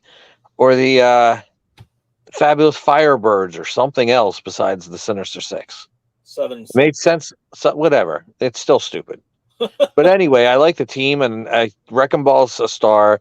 Kerry Morton has turned himself into a star, despite everybody else's wishes on the other end. You know, it was obvious he was going to be something, and he finally let himself out, and he's finally doing something, and hopefully, eventually, getting it out of his father's shadow. The other guy, I don't know. He's there. He doesn't do it for me, and maybe I'm wrong, Alex Taylor or something. He's there. He needs more. Maybe it's because the other two overshadow him too much. That might be possible too. They may be sucking all the charisma out, and he doesn't have a chance to show it. Let me ask you this before DKM jumps on. What were your thoughts on Buddy Roberts with the Freebirds? Buddy Roberts, I hated the most because he always lost. As a fan, I'm like, why is he the Freebird? He's always getting his butt kicked. But I realized later that was his job. I don't feel that Alex Taylor is good enough getting his butt kicked to make me angry that he's losing. Not because I want him to win, but because he's obviously he's there and he's the one that's always getting pinned and something. He just doesn't have that ability that Buddy Roberts had, and he was nowhere near the worker Buddy Roberts was, and he definitely can't outdrink Buddy Roberts. He could try. He don't even look like he could throw himself through a table like Buddy Roberts did. It's just, I don't know. He's there, and again, it might just be the magnanimous nature of the other two. It's something. Our pal Fuzz says that's his problem, Jaden. Alex never steps out of his character. He's a little imp toady kid who tags along with the big bully in the Christmas Story. That's a good call out, actually. Yes. Perfect analogy. But does that make Silas the little redheaded kid? He's got to be, right? Yeah. Or even the dog, the little dog that followed the big bully dog, in the cartoons, and then eventually became the boss after a while. That's Chester, right? That's the sure. I think that's I don't remember. Anyway, DK, I do want to get your take on this one before we wrap it up for the night. Thoughts on the Southern Six, thoughts on the Fixers LLC, and thoughts on this match. Southern Six. I'm just going to focus on the Alex Taylor part. Yeah, he's in the Buddy Roberts role. But one, Buddy Roberts, in a way, was the best worker in the Freebirds.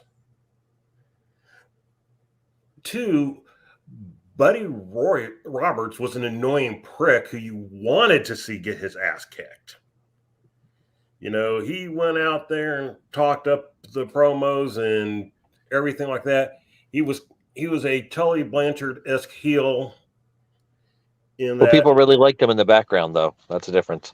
Yes, but Buddy was somebody who the fans wanted to see get their ass kicked, and so that's why you were always happy to see him wrestle alone, because you knew he was going to get his ass kicked. See, I slightly disagree with you.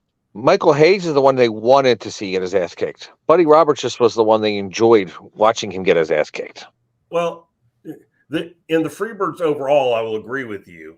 But Buddy on his own still gave annoying promos. I mean, when he was feuding with Iceman Parsons, wasn't the Freebirds were peripheral to it. But he was the one that was feuding with Iceman Parsons, and it kind of got to the thing. You want to see Buddy get his ass kicked. Now, we were all hoping that would move on to Michael Hayes, and it didn't happen for a couple of different reasons. Mainly Michael Hayes didn't want to. But, yeah, so, you know, Buddy would go out, and another way to compare it was Buddy was kind of in the Jerry Briscoe spot, where he would go out as the smaller guy and talk all the crap, but he had his big brother to help back him up. And that's kind of what Buddy Roberts would do. He would go out and talk all the crap, but he had his two big brothers there to back him up. So if you're going to put Taylor in the Buddy Roberts role, so to speak, then he needs to be out there. He needs to be out there, you know, busting chops and, you know, getting a little too big for his britches. When it comes to the Fixers, I hated the lineup. And, you know, as soon as I saw Mask Guy out there, we all knew Mask Guy was going to be the one to take the pin. Mask Guy was the one who took the pin. That horrible drop kick where, of course, it didn't affect him. He didn't even hit him. So it was I didn't like the match overall. I didn't like Matt Vines. I can at least appreciate. The Mask dude, we knew what was going to happen. So no, overall I was underwhelmed by this thing. Ricky Morton was an annoying little, not Ricky Morton. Kerry Morton. Kerry Morton was an annoying little bitch, which is what he needs to be.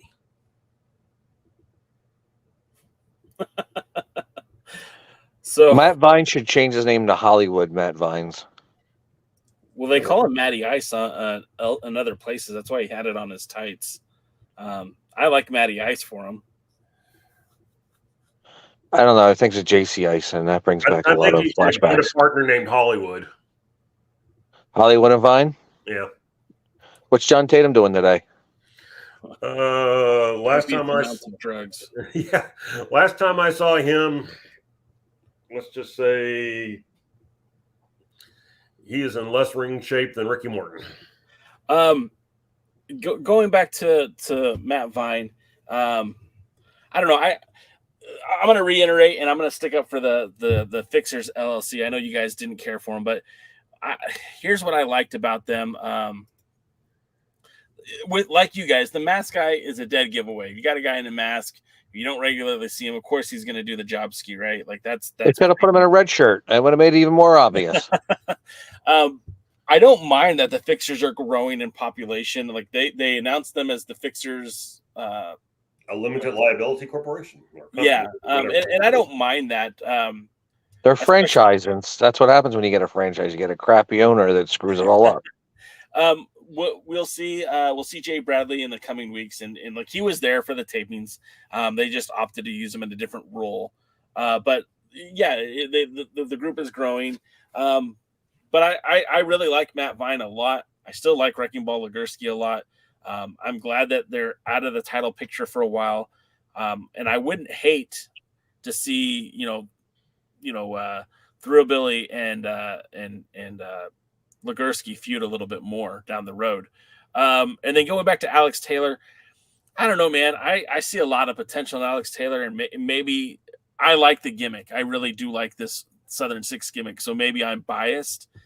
But I just feel like there's potential, and he can come through. But obviously, it's still kind of early for that group. But I did like the line that Media Mike said, Buddy was scrappy do, Alex is scrappy don't. Matthew Underwood says, I have a good feeling about Alex getting over. Our pal Fuzz says, Season 6 is Billy letting people's real-life friendships and marriages take precedence over solid booking. I'm still bitter that they squashed Mason's babyface energy. I like where Thrubilly's at right now, but like I said, I'm biased. Matthew Underwood says the NWA needs the Southern Six faction more than babyface Mason. That payoff was always a heel turn. I don't disagree with that. Fuzz says I prefer Matt Twizzler, but that's just me. Mandy says, what's with the LLC in their name? And we just Jade had a pretty good explanation. Like, they're franchising out maybe.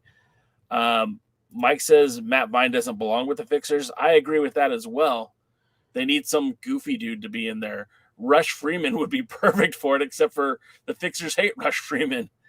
Well, adding people, and even Legursky in this thing was more serious than he had been in the fully goofy days. Yeah. And remember, when the Fixers first came out, they weren't goofy. And then originally even Legursky he was more dumb than goofy, not the sharpest knife in the drawer. Yeah. But yes, the LLC, that actually falls back to Freebird Inc., which is the way they would sign the contracts, which is the reason that you never knew which two of the three would be in the tag team match. And so that's kind of what they're doing with the Fixers. They're bringing in these other people. It's like, well, you never know who you might actually have to wrestle as the Fixers because they're a limited liability company, and that's who you're signing. That's who's signing the contract. So maybe it'll be Legursky and Bradley. Maybe it'll be, or maybe it'll be Legursky and Vines, or Bradley and the masked dude, who I don't think has a name. No, it's just the Fixer. That's his name. And so that's the concept behind it. I don't have a problem with it. I don't have the problem with them making the Fixers serious.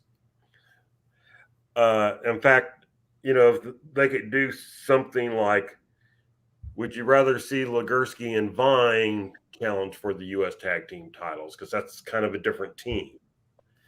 I don't know that they need 4 people, though. That's the problem that you get in there. You don't need the Master Brony for sure.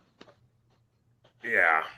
I heard rumors of who it is, and I think as goofy as that person is would have actually fit better than the mask goof. I would agree.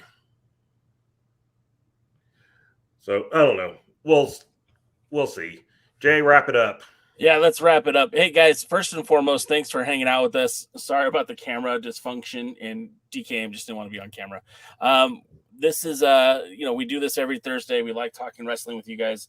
It's honestly the highlight of my week. Tuesdays and Thursdays are so much fun because I get to talk to you guys. We'll be back on Tuesday for the pre-party, and, of course, the other guys will be here Wednesday, and then we'll be back again next Thursday, hopefully with more functioning cameras. Jaden, if someone wants to follow you on the socials, how can they do that? Good luck. I don't have them. Oh, well, then never mind. Dangerous to John Wrestling Gladiators has them, though, and if you go to dogprowrestling.com and click on the links, it'll take you to all of the ways to see Dangerous to John Wrestling Gladiators, including the YouTube page, which has a whole bunch of really good wrestling matches and matches with Daredevil Dave Dahl on them that you can go and see, including the match with Wrecking Ball Legursky and the true Fixers, Vinny the Fixer and Patch, in a 6-man, and they're beating up Dave Dahl too, so that alone's worth seeing. Win. Yeah, and I would go out of the way. In fact, maybe you should put it in the chat so they can check it out real quick. But I definitely make sure you go check and like and comment, subscribe and share. Give it to your friends, give it to your enemies. Make sure they all see it. And Post all the matches and tell everybody how great it is. And if you guys would be so inclined, I'd figure that'd be a personal favor to the Alliance, because Dog Pro Wrestling has been a very supportive friend to the Alliance for quite some time. We've been covering their events going back to I think 2010, 2011, almost since the beginning, Jaden. And if you guys would check out their YouTube or their website or their social media presence, I'd consider that a favor, because like I said, they're like family to me anyways. So I appreciate you guys tuning in. You can follow me at the Alliance blog. DKM, where can they follow you at?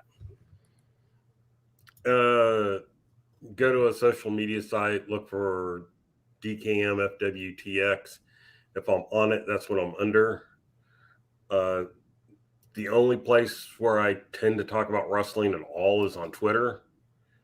X. So Twitter, it's not X until it stops telling me it's Twitter. And and I don't do X signs either. And yeah, that's it. It's going to give it to you. Oh, sorry. Don't annoy me. That's the number one rule. All right, guys. Send him cat videos and videos of midgets getting beat up, and he seems to be happy. Jesus Christ. Well, I hated it. Okay, guys, have a good night. We'll see you next time at the matches. Thanks for joining the stream. This has been a presentation of Alliance-Wrestling.com. We genuinely appreciate your support. Would you consider subscribing so you'll never miss a future episode? I'd also like to remind you we do a live stream every Tuesday at 5 p.m. before NWA Powerrr. You can find us on social media at The Alliance Blog. And until next time, we are The Alliance.